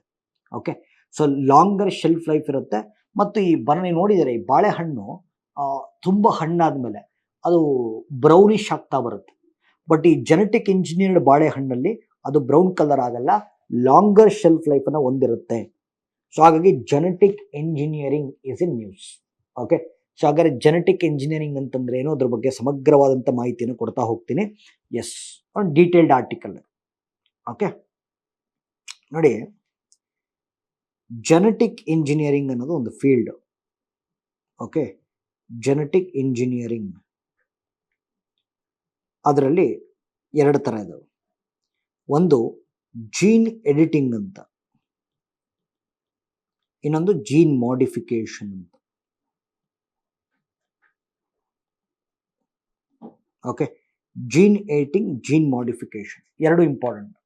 ಸೊ ಜೆನೆಟಿಕ್ ಇಂಜಿನಿಯರಿಂಗ್ ಒಂದು ವಿಭಾಗ ಅಂತ ಭಾವಿಸಿದ್ರೆ ಅದರಲ್ಲಿ 2 ಆಕ್ಟಿವಿಟೀಸ್ ಬರ್ತವೆ. ಒಂದು ಜೀನ್ ಎಡಿಟಿಂಗ್, ಒಂದು ಜೀನ್ ಮಾಡಿಫಿಕೇಶನ್, ಎರಡು ಬೇರೆ ಬೇರೆ. ಓಕೆ, 2 ಸಪ್ರೇಟ್ ಪದಗಳು. ಸೊ ಈ ಫಸ್ಟ್ ಆಫ್ ಆಲ್ ಜೀನ್ ಎಲ್ಲಿರುತ್ತೆ? ಜೀನ್ ಬೇಸಿಕ್ಸ್ ಗೊತ್ತಿರಬೇಕು. ಓಕೆ, ಸೆಲ್ ಒಳಗಡೆ ಏನಿರುತ್ತೆ? ನ್ಯೂಕ್ಲಿಯಸ್ ಇರುತ್ತೆ. ನ್ಯೂಕ್ಲಿಯಸ್ ಒಳಗಡೆ ಏನಿರುತ್ತೆ? DNA ಇರುತ್ತೆ. DNA ಒಳಗಡೆ ಏನಿರುತ್ತೆ? ಕ್ರೋಮೋಸೋಮ್ ಇರುತ್ತೆ. ಓಕೆ, ಕ್ರೋಮೋಸೋಮ್ ಒಳಗಡೆ ಏನಿರುತ್ತೆ? ಜೀನೋಮ್ ಇರುತ್ತೆ. ಜೀನೋಮ್ ಒಳಗಡೆ ಏನಿರುತ್ತೆ? ಜೀನ್ ಇರುತ್ತೆ. Okay, so gene is a genetic material of any organism. Okay, so ಒಂದು ಜೀವಿಯ ಅನುವಂಶೀಯ ವಸ್ತುವನ್ನು ನಾವೇನು ಕರಿತೀವಿ? ಒಂದು ಜೀವಿಯ ಅನುವಂಶೀಯ ವಸ್ತುವನ್ನು ನಾವು ಜೀನ್ ಅಂತ ಕರಿತೀವಿ. ಸೊ ಜೀನೋಮ್ ಅಂತಂದ್ರೇನು? ಒಂದು ಜೀನು ನೋಡಿ, ಓಕೆ, ಒಂದು ಜೀನೋಮ್ ಅಂತಂದ್ರೆ set of jeans arranged in a proper sequence is called us genome ಅಂತ ಕರಿತೀವಿ. ಓಕೆ, ಸೊ ಜೀನ್ ಒಂದು ಪ್ರಾಪರ್ ಆರ್ಡರ್ಲಿ ಅರೇಂಜ್ ಆಗಿರ್ತವೆ, that is called us genome. ಆಯ್ತಾ? ಸರಿ, ಈಗ ಇದರಲ್ಲಿ ಯಾವುದೋ ಒಂದು ಡಿಫೆಕ್ಟಿವ್ ಜೀನ್ ಇದೆ ಅಂತ ಇಟ್ಕೊಳ್ಳೋಣ. Okay, so this defective gene is responsible, for example sickle cell anaemia ಅಂತ ಕರಿತೀವಿ. Okay, sickle cell anaemia. Okay, sickle cell anaemia ಅನ್ನೋದು ಅನುವಂಶೀಯವಾಗಿ ಹರಿದು ಬರುವಂಥ ಒಂದು ರಕ್ತದ ಕಾಯಿಲೆ. It's a rare genetic blood disorder. Okay, rare genetic blood disorder. ಭಾರತದಲ್ಲಿ ಹೆಚ್ಚು ಬುಡಕಟ್ಟು ಜನಗಳಲ್ಲಿ ಕಂಡುಬರುತ್ತೆ, ಟ್ರೈಬಲ್ಸ್ ಅಲ್ಲಿ ಕಂಡುಬರುತ್ತೆ. ಓಕೆ, ಸೊ ಯಾಕೆ ಸರ್? ಓಕೆ, ಈ ಸಿಕ್ಕಲ್ ಸೆಲ್ ಅನಿಮಿಯಾ ಬಗ್ಗೆ ಮಾತಾಡ್ತೀನಿ. ಅವಾಗ ಸೊ ದಟ್ ಏನಾಗುತ್ತೆ, ನಿಮಗೆ ಜೀನ್ ಏಟಿಂಗ್ ಬಗ್ಗೆನೂ ಕೂಡ ಮಾಹಿತಿ ಸಿಕ್ಬಿಡುತ್ತೆ. ಆಯ್ತಾ? ಸರಿ, ಈಗ ನೋಡಿ, ಒಬ್ಬ ಮನುಷ್ಯನಲ್ಲಿ 46 ಕ್ರೋಮೋಸೋಮ್ಸ್ ಇದಾವೆ. ಒಬ್ಬ ಮನುಷ್ಯನಲ್ಲಿ 46 ಕ್ರೋಮೋಸೋಮ್ಸ್ ಇದಾವೆ, ಅಂದ್ರೆ 23 ಪೇರ್ಸ್ ಇದಾವೆ. 46 ಕ್ರೋಮೋಸೋಮ್ ಅಂತಾರೆ, 23 ಪೇರ್ಸ್ ಇರ್ತವೆ. ಇದರಲ್ಲಿ 11th ಕ್ರೋಮೋಸೋಮ್ ಅಂತ ಒಂದಿದೆ, 11ನೇ ಕ್ರೋಮೋಸೋಮ್. ಓಕೆ, 11ನೇ ಕ್ರೋಮೋಸೋಮ್ ಅಲ್ಲಿ ಒಂದು ಜೀನ್ ಇದೆ, ಹಿಮೋಗ್ಲೋಬಿನ್ ಬೀಟಾ ಜೀನ್ ಅಂತ ಕರೀತೀವಿ. ಸೊ 11ನೇ ಕ್ರೋಮೋಸೋಮ್ ಅಲ್ಲಿ ಕಂಡು ಬರುವಂತ ಜೀನು ಹಿಮೋಗ್ಲೋಬಿನ್ ಬೀಟಾ ಜೀನ್ ಅಂತಿದೆ. ಈ ಹಿಮೋಗ್ಲೋಬಿನ್ ಬೀಟಾ ಜೀನು ನೋಡಿ ಕೇಳಿಸ್ಕೋಬೇಕು, ಹಿಮೋಗ್ಲೋಬಿನ್ ಅನ್ನು ಪ್ರೊಡ್ಯೂಸ್ ಮಾಡುತ್ತೆ. ಓಕೆ, ಸೊ ಹಿಮೋಗ್ಲೋಬಿನ್ ಇದ್ರೇನೆ RBC ಬರೋದು. ಓಕೆ, ಸೊ RBC ಇದ್ರೇನೆ ಬ್ಲಡ್ ಉತ್ಪತ್ತಿ ಆಗೋದು. ಒಂದಕ್ಕೊಂದಕ್ಕೆ ಸಂಬಂಧ. ನಾನು ಯಾವುದ್ರ ಕೆಳಗಡೆ ಏನೇನು ಬರೀತೀನಿ ಅಂತ ಗೊತ್ತಿರಬೇಕು. ಓಕೆ, ಸೊ 46 ಕ್ರೋಮೋಸೋಮ್ಸ್ ಇರ್ತವೆ ಒಬ್ಬ ಮನುಷ್ಯನಲ್ಲಿ, ಅಂದರೆ 23 ಪೇರ್ಸ್ ಇರ್ತವೆ. ಅದರಲ್ಲಿ 11th ಕ್ರೋಮೋಸೋಮಲ್ಲಿ ಒಂದು ಜೀನ್ ಇದೆ, ಹಿಮೋಗ್ಲೋಬಿನ್ ಬೀಟಾ ಜೀನ್ ಅಂತ. ಓಕೆ, ಈ haemoglobin beta gene is responsible for the production of haemoglobin. ಹಿಮೋಗ್ಲೋಬಿನ್ಗೆ 2 ಕಾರ್ಯ ಇದೆ. ಹಿಮೋಗ್ಲೋಬಿನ್ಗೆ 2 ಕಾರ್ಯ ಇದೆ. ಒಂದು, ಇದು ಬ್ಲಡ್ಗೆ ಬೇಕಾಗಿರ್ತಕ್ಕಂಥ ಆಕ್ಸಿಜನ್ ಸಪ್ಲೈ ಮಾಡುತ್ತೆ. ಇನ್ನೊಂದು, ಬ್ಲಡ್ಗೆ ರೆಡ್ ಕಲರ್ ಕೊಡುತ್ತೆ. ಅಂದರೆ ನೋಡಿ, ಎಸ್ಪೆಷಲಿ ನೀವು ಬ್ಲಡ್ ಬಗ್ಗೆ ಮಾತಾಡಬೇಕಾದ್ರೆ ಬ್ಲಡ್ ಅಲ್ಲಿ 3 ಇದಾವೆ. ಓಕೆ, RBC, WBC, ಪ್ಲೇಟಿಲೆಟ್ಸ್ ಅಂತಿದಾವೆ. ಓಕೆ, ಸೊ ಪ್ಲೇಟಿಲೆಟ್ಸ್, RBC ನೋಡಿ, ಬ್ಲಡ್ ಅಲ್ಲಿ RBCಗಳು ಜಾಸ್ತಿ ಇರೋದ್ರಿಂದನೇ ಬ್ಲಡ್ ರೆಡ್ ಕಲರ್ ಆಗಿ ಕಾಣುತ್ತೆ. ಓಕೆ, WBC ಏನು ಕೊಡುತ್ತೆ? ಓಕೆ, ಈ ದೇಹಕ್ಕೆ ಇಮ್ಯುನಿಟಿ ಕೊಡುತ್ತೆ, ಪ್ರತಿರೋಧಕ ಶಕ್ತಿ ಕೊಡುತ್ತೆ. ಸೊ ಪ್ಲೇಟಿಲೆಟ್ಸ್ ಏನು ಮಾಡುತ್ತೆ? ರಕ್ತ ಹೆಪ್ಪುಗಟ್ಟಲಿಕ್ಕೆ ಹೆಲ್ಪ್ ಮಾಡುತ್ತೆ. ಹೆಪ್ಪುಗಟ್ಟೋದಕ್ಕೆ ಹೆಲ್ಪ್ ಮಾಡುತ್ತೆ.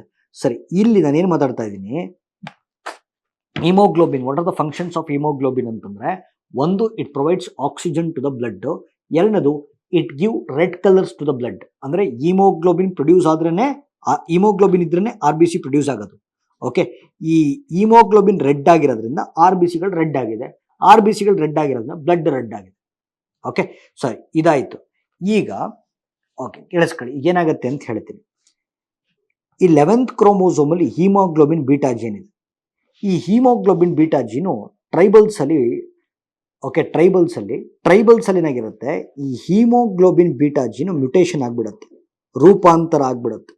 ಓಕೆ, ಸೊ ಮ್ಯುಟೇಷನ್ ಆಗ್ಬಿಡುತ್ತೆ.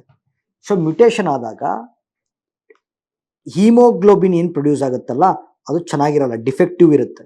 ಓಕೆ, ಸೊ ಹಿಮೋಗ್ಲೋಬಿನ್ ಬೀಟಾ ಜೀನು ರೂಪಾಂತರಕ್ಕೆ ಒಳಗಾದಾಗ ಅದರಿಂದ ಹೊರಬರುವಂಥ ಹಿಮೋಗ್ಲೋಬಿನ್ ಡಿಫೆಕ್ಟಿವ್ ಆಗಿರುತ್ತೆ. ಓಕೆ, ಹಿಮೋಗ್ಲೋಬಿನ್ ಡಿಫೆಕ್ಟಿವ್ ಆಗಿರೋದ್ರಿಂದ RBCಗಳು ಸರ್ಕ್ಯುಲರ್ ಶೇಪಲ್ಲಿ ಬರಲ್ಲ. ಯೂಶಲಿ RBCಗಳು ರೌಂಡ್ ಇರ್ತವೆ. ಓಕೆ, ಬಟ್ ಹಿಮೋಗ್ಲೋಬಿನ್ ಮ್ಯೂಟೇಟ್ ಆಗಿರೋದ್ರಿಂದ, ಹಿಮೋಗ್ಲೋಬಿನ್ ಬೀಟಾ ಜೀನ್ ಮ್ಯೂಟೇಟ್ ಆಗಿರೋದ್ರಿಂದ ಆರ್ ಬಿ ಸಿಗಳು ಈ ಥರ ಸಿಕ್ಕಲ್ ಶೇಪಲ್ಲಿ ಬಂದ್ಬಿಡ್ತವೆ. ಓಕೆ, ಸೊ ಈ ಥರ ಸಿಕ್ಕಲ್ ಶೇಪಲ್ಲಿ ಯೂಶಲಿ ಆರ್ ಬಿ ಸಿಗಳು ಸರ್ಕ್ಯುಲರ್ ಇರ್ತವೆ, ಬಟ್ ಇದು ಸಿಕ್ಕಲ್ ಶೇಪಲ್ಲಿ ಬಂದ್ಬಿಡುತ್ತೆ. ಓಕೆ, ಈ ಸಿಕ್ಕಲ್ ಶೇಪ್ ಆದಾಗ ಆರ್ ಬಿ ಸಿಗಳು ಈ ಥರ ಸಿಕ್ಕಲ್ ನೋಡಿ ರೌಂಡ್ಗಿದ್ರೆ ರಕ್ತ ಸರಾಗವಾಗಿ ಹರಿಯುತ್ತೆ. ಸಿಕ್ಕಲ್ ಶೇಪ್ ಇದ್ದಾಗ ಆರ್ ಬಿ ಸಿಗಳು ಈ ರಕ್ತನಾಳಗಳಲ್ಲಿ ಬ್ಲಾಕ್ ಆಗಿಬಿಡುತ್ತೆ. ರಕ್ತನಾಳಗಳಲ್ಲಿ ಬ್ಲಾಕ್ ಆಗಿಬಿಟ್ಟು ಹಾರ್ಟ್ ಅಟ್ಯಾಕ್ ಆಗುತ್ತೆ. ಓಕೆ, ಹಾರ್ಟ್ ಅಟ್ಯಾಕ್ ಆಗುತ್ತೆ. ಇದನ್ನು ಸಿಕ್ಕಲ್ ಸೆಲ್ ಅನಿಮಿಯಾ ಅಂತ ಕರಿತೀವಿ.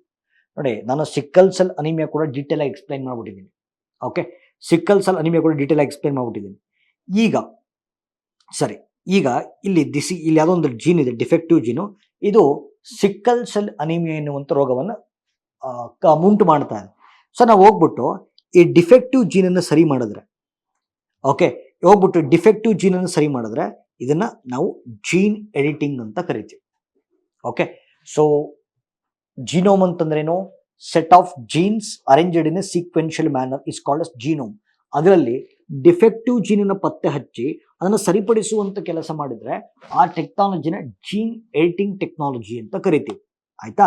ಸರಿ, ಈ ಜೀನ್ ಎಡಿಟಿಂಗ್ ಟೆಕ್ನಾಲಜಿನಲ್ಲಿ ನೋಡಿ, ಈ ಡಿಫೆಕ್ಟಿವ್ ಜೀನನ್ನು ಕಟ್ ಮಾಡಿ ಸರಿ ಮಾಡಬೇಕು. ಈ ಕಟ್ ಮಾಡೋಕ್ಕೋಸ್ಕರ ಒಂದು ಕತ್ರಿ ಬಳಸ್ತಾರೆ. ಕತ್ರಿ ಅಂದರೆ ಈ ಟೈಲರ್ ಹತ್ರ ಇರುತ್ತಲ್ಲ, ಆ ಕತ್ರಿ ಅಲ್ಲ.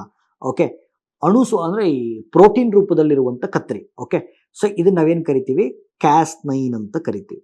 ಓಕೆ, ಸೊ Cas9 ಅಂತಂದ್ರೆ ಇಟ್ಸ್ ಎ ಮಾಲಿಕ್ಯುಲರ್ ಸೀಸರ್ ಅಂತ.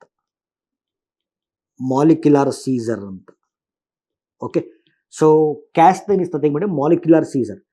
ಜೀನ್ ಎಡಿಟಿಂಗ್ ಟೆಕ್ನಾಲಜಿನಲ್ಲಿ ಬಳಸುವಂಥ ಕತ್ರಿಯನ್ನ Cas9. ಓಕೆ, ಈ Cas9 ಎನ್ನುವಂಥ ಮಾಲಿಕ್ಯುಲರ್ ಸೀಸರ್ನ ಬಳಸಿ ಜೀನ್ ಎಡಿಟ್ ಮಾಡೋದ್ರಿಂದ ಇದನ್ನ ಕ್ರಿಸ್ಪರ್ Cas9 ಟೆಕ್ನಾಲಜಿ ಅಂತ ಕರಿತೀವಿ.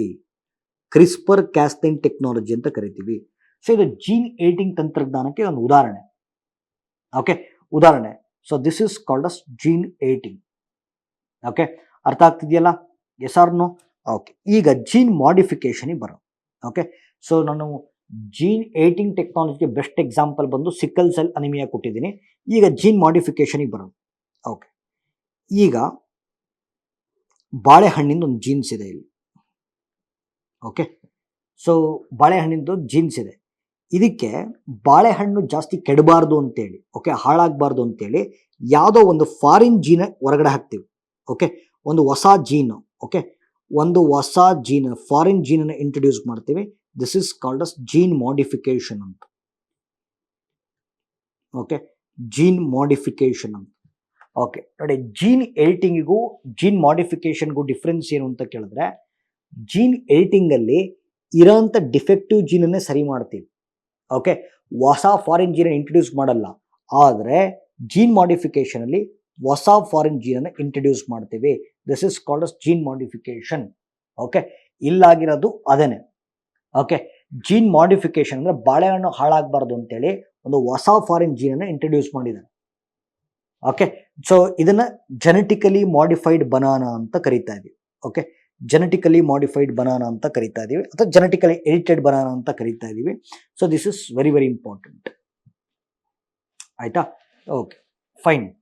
ಜೀನ್ ಎಡಿಟೆಡ್ ಬನಾನಾಸ್ ಅಥವಾ ಜೀನ್ ಮಾಡಿಫೈಡ್ ಬನಾನಾಸ್ ಅಂತ ಕರಿತೀವಿ. ಓಕೆ, ಸೊ ಬಟ್ ಯೂಶಲಿ ಅಥವಾ ಇಲ್ಲಿ ಜೀನ್ ಎಡಿಟಿಂಗೇ ಮಾಡಿದ್ದಾರೆ, ಬಟ್ ಒಂದು ನಿಮಗೆ ಡಿಫ್ರೆನ್ಸ್ ಗೊತ್ತಿರಬೇಕು ಅಂತಂದ್ರೆ, ಸೊ ಜೀನ್ ಎಡಿಟಿಂಗಲ್ಲಿ ನೋಡಿ, ಕೇಳಿಸ್ಕೊಳ್ಳಿ, ಭಾಳ ಇಂಪಾರ್ಟೆಂಟು.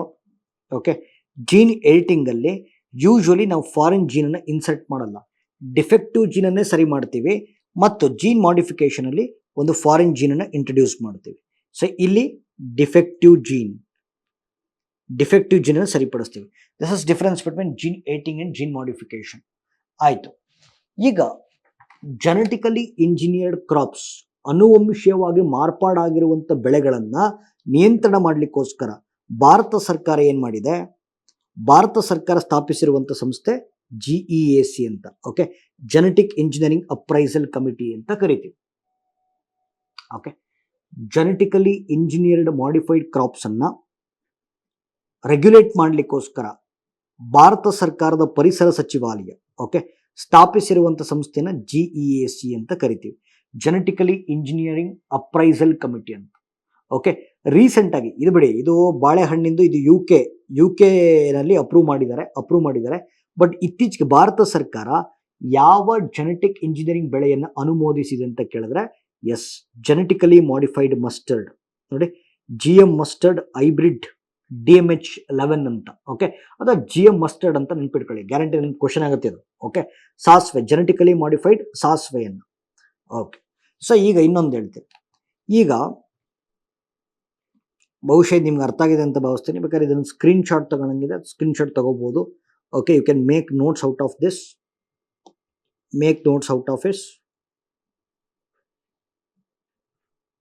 ಓಕೆ, ನೋಡಿ ಇಲ್ಲಿ. ಈಗ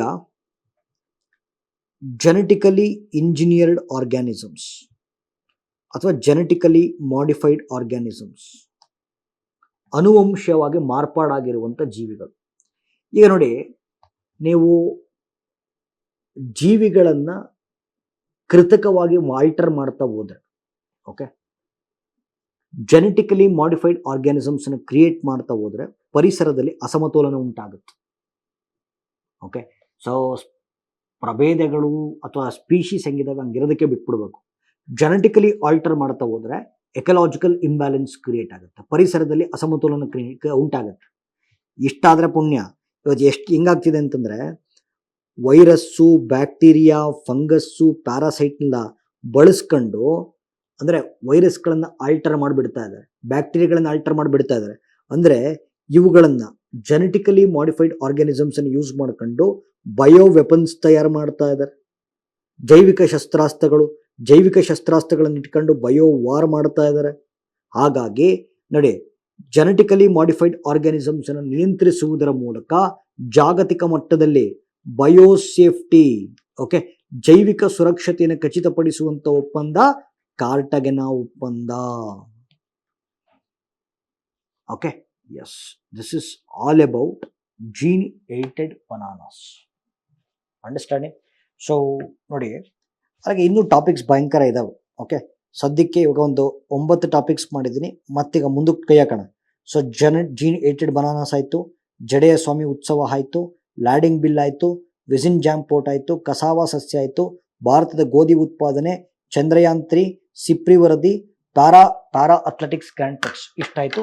ಮುಂದಿನ ಟಾಪಿಕ್ಸ್ಗಳನ್ನು ಹೋಗ್ತಾ ಹೋಗೋಣ. ಇನ್ನೊಂದಷ್ಟು ಟಾಪಿಕ್ಸ್ ಇದಾವೆ. ಓಕೆ, ಸೊ ಅಂತಾರಾಷ್ಟ್ರೀಯ ಕ್ರಿಮಿನಲ್ ಕೋರ್ಟ್ ನ್ಯೂಸಲ್ಲಿದೆ, PM ಯುವ ಯೋಜನೆ ನ್ಯೂಸಲ್ಲಿದೆ, ಪ್ರಧಾನಮಂತ್ರಿ ಜನ್ ವಿಕಾಸ್ ಕಾರ್ಯಕ್ರಮ, ತಲೆಸೇಮಿಯಾ ಅಂತ ಒಂದು ಕಾಯಿಲೆ ನ್ಯೂಸಲ್ಲಿದೆ, ಅಸ್ತ್ರ ಕ್ಷಿಪಣಿ ನ್ಯೂಸಲ್ಲಿದೆ, ಮಿಷನ್ ಅಮೃತ್ ಸರೋವರ, ಸ್ಟೆಮ್ ಲ್ಯಾಬ್ಗಳು, ವಿಪೋ ಸಂಸ್ಥೆಯ ವರದಿ ಪ್ರಕಟ ಆಗಿದೆ, ವಿಶ್ವ 2024ರ ವಿಶ್ವ ವಾಯು ಗುಣಮಟ್ಟ ವರದಿ ಪ್ರಕಟ ಆಗಿದೆ, ಪರ್ವತಮಾಲಾ ಪರಿಯೋಜನಾ ನ್ಯೂಸಲ್ಲಿದೆ, ಪ್ಲಸ್ ಪ್ರಧಾನಮಂತ್ರಿ ಫಸಲ್ ಬಿಮಾ ಯೋಜನಾ ನ್ಯೂಸಲ್ಲಿದೆ. ಓಕೆ, ಸೊ ಇದನ್ನು ಡಿಸ್ಕಸ್ ಮಾಡ್ತಾ ಹೋಗೋಣ. ಓಕೆ, ಫಸ್ಟು ಓಕೆ, ಇಲ್ಲಿ ಇತ್ತೀಚೆಗೆ ಇಂಟರ್ನ್ಯಾಷನಲ್ ಕ್ರಿಮಿನಲ್ ಕೋರ್ಟ್, ಅಂತಾರಾಷ್ಟ್ರೀಯ ಕ್ರಿಮಿನಲ್ ಕೋರ್ಟು ಫಿಲಿಪೈನ್ಸ್ನ ಮಾಜಿ ಅಧ್ಯಕ್ಷರಾಗಿರುವಂಥ, ನೋಡಿ ಅಪ್ಪನ ಹೆಸರು ರೊಡ್ರಿಗೋ ಡುಟರ್ಟೆ, ಹೆಂಗಾರು ಪ್ರೊನೌನ್ಸ್ ಮಾಡಬಹುದು. ಸೊ ಫಾರ್ಮರ್ ಫಿಲಿಪೈನ್ಸ್ನ ಮಾಜಿ ಅಧ್ಯಕ್ಷರಾಗಿರುವಂಥ ರಾಡ್ರಿಗೋ ಡುಟರ್ಟೆ, ಸೊ ಇವ್ರನ್ನ ಕಸ್ಟಡಿಗೆ ತಗೋಬೇಕು ಅಂತೇಳಿ ಅಂತಾರಾಷ್ಟ್ರೀಯ ಕ್ರಿಮಿನಲ್ ಕೋರ್ಟು ಒಂದು ವಾರಂಟನ್ನು ಇಶ್ಯೂ ಮಾಡ್ತು. ಓಕೆ, ಈಗ ನೋಡಿ, ಅದಕ್ಕಿಂತ ಮುಂಚೆ ಓಕೆ, ಅಪೆಕ್ಸ್ ಕೋರ್ಟ್ ಅಂದರೆ ಸುಪ್ರೀಂ ಕೋರ್ಟ್ ಅಂತ. ಓಕೆ, ಯಾವುದೇ ದೇಶದ ಸರ್ವೋಚ್ಚ ನ್ಯಾಯಾಲಯವನ್ನು ಅಪೆಕ್ಸ್ ಕೋರ್ಟ್ ಅಂತ ಕರಿತೀವಿ. ಓಕೆ, ಸೊ ನಮ್ಮ ದೇಶದಲ್ಲದ ಸುಪ್ರೀಂ ಕೋರ್ಟ್. ಬಟ್ ಜಗತ್ತಲ್ಲಿ ಎಷ್ಟು ಅಂತಾರಾಷ್ಟ್ರೀಯ ನ್ಯಾಯಾಲಯಗಳಿವೆ? ಓಕೆ, ಎಷ್ಟು ಇಂಟರ್ನ್ಯಾಷನಲ್ ಕೋರ್ಟ್ ಇದಾವೆ ಅಂತಂದ್ರೆ 2 ಇಂಟರ್ನ್ಯಾಷನಲ್ ಕೋರ್ಟ್ ಇದೆ. ಒಂದು ಇಂಟರ್ನ್ಯಾಷನಲ್ ಕೋರ್ಟ್ ಆಫ್ ಜಸ್ಟಿಸ್ ಅಂತ, ಇನ್ನೊಂದು ಇಂಟರ್ನ್ಯಾಷನಲ್ ಕ್ರಿಮಿನಲ್ ಕೋರ್ಟ್ ಅಂತ. ಇಡೀ ಜಗತ್ತಲ್ಲಿ 2 ಇಂಟರ್ನ್ಯಾಷನಲ್ ಕೋರ್ಟ್ ಇವೆ. ಒಂದು ಇಂಟರ್ನ್ಯಾಷನಲ್ ಕ್ರಿಮಿನಲ್ ಕೋರ್ಟು, ಇನ್ನೊಂದು ಇಂಟರ್ನ್ಯಾಷನಲ್ ಕೋರ್ಟ್ ಆಫ್ ಜಸ್ಟಿಸ್ ಅಂತ. ಓಕೆ, ಎರಡರ ಬಗ್ಗೆ ಯಾವಾಗಲೂ ಸದಾ ಪ್ರಶ್ನೆ ಬರ್ತಾನೆ ಇರುತ್ತೆ. ಅದಕ್ಕೆ ಕನ್ಫ್ಯೂಷನ್ ಬೇಡ ಅಂಥೇಳಿ ಓಕೆ, ಒಂದು ಕ್ಲಿಯರ್ ಕಟ್ ಓಕೆ ಒಂದು ಕ್ಲಿಯರ್ ಕಟ್ ಎಕ್ಸ್ಪ್ಲನೇಷನ್ ಅಂತ ತೊಗೊಂಬಂದಿದ್ದೀನಿ. ಓಕೆ, ಸೊ ಇವತ್ತು ಅರ್ಥ ಆಗ್ಬಿಡ್ಬೇಕು. ಓಕೆ, ಇಂಟರ್ನ್ಯಾಷನಲ್ ಕ್ರಿಮಿನಲ್ ಕೋರ್ಟ್ಗೂ ಇಂಟರ್ನ್ಯಾಷನಲ್ ಕೋರ್ಟ್ ಆಫ್ ಜಸ್ಟಿಸ್ಗೂ ಏನು ಸಂಬಂಧ, ಒಂದೊಂದೇ ಪಾಯಿಂಟ್ ಎಕ್ಸ್ಪ್ಲೇನ್ ಮಾಡ್ತಾ ಹೋಗ್ತೀನಿ. ಸೊ ಕ್ಲೀನಾಗಿ ಗಮನಿಸ್ತಾ ಹೋಗಿ, ಆಮೇಲೆ ಕರೆಂಟ್ ಅಫೇರ್ಸಲ್ಲಿ ಯಾಕಿದೆ ಅಂತ ನಾನು ಲಾಸ್ಟಿಗೆ ಕರೆಕ್ಟಾಗಿ ಹೇಳ್ತೀನಿ. ಓಕೆ, ಸರಿ. ಈಗ first point. Okay, so international criminal court ಬಂದು first point, international criminal court ಬಂದು ಸ್ಥಾಪನೆ ಆಗಿದ್ದು 2002. Okay, international court of justice 1945. ಮೊದಲನೇ ಪಾಯಿಂಟು, ಅದೇನು ಮಾತಾಡ್ಕೊಂಡಿದ್ದಾರೇನೋ ಗೊತ್ತಿಲ್ಲ, 2 ಅಂತಾರಾಷ್ಟ್ರೀಯ ಕೋರ್ಟ್ಗಳ ಪ್ರಧಾನ ಕಚೇರಿ ಒಂದೇ ಕಡೆ ಇದೆ. ಹೇಗ್ ನೆದರ್ಲ್ಯಾಂಡ್ಸಲ್ಲಿ ಬರುತ್ತೆ, ಇದು ಹೇಗ್ ನೆದರ್ಲ್ಯಾಂಡ್ಸಲ್ಲಿ ಬರುತ್ತೆ. ಆಯಿತಾ? ನೋಡಿ, ಯಾವುದಾದ್ರು ಒಬ್ಬ ಕ್ರಿಮಿನಲ್ ಪ್ರಕರಣಗಳಲ್ಲಿ ಕರೆಕ್ಟಾಗಿ ಕೇಳಿಸ್ಕೋಬೇಕು. ಇದು ವ್ಯಾಪ್ತಿ ಇದೆಯಲ್ಲ, ವ್ಯಾಪ್ತಿ 3rd ಪಾಯಿಂಟು 4th ಪಾಯಿಂಟು ಭಾಳ ಇಂಪಾರ್ಟೆಂಟು. ಮಿಕ್ಕಿದೆಲ್ಲ ನಿಮಗೆ ಅರ್ಥ ಆಗ್ಬಿಡುತ್ತೆ. ಬಟ್ 3rd ಪಾಯಿಂಟು 4th ಪಾಯಿಂಟೇ ಭಾಳ ಇಂಪಾರ್ಟೆಂಟ್.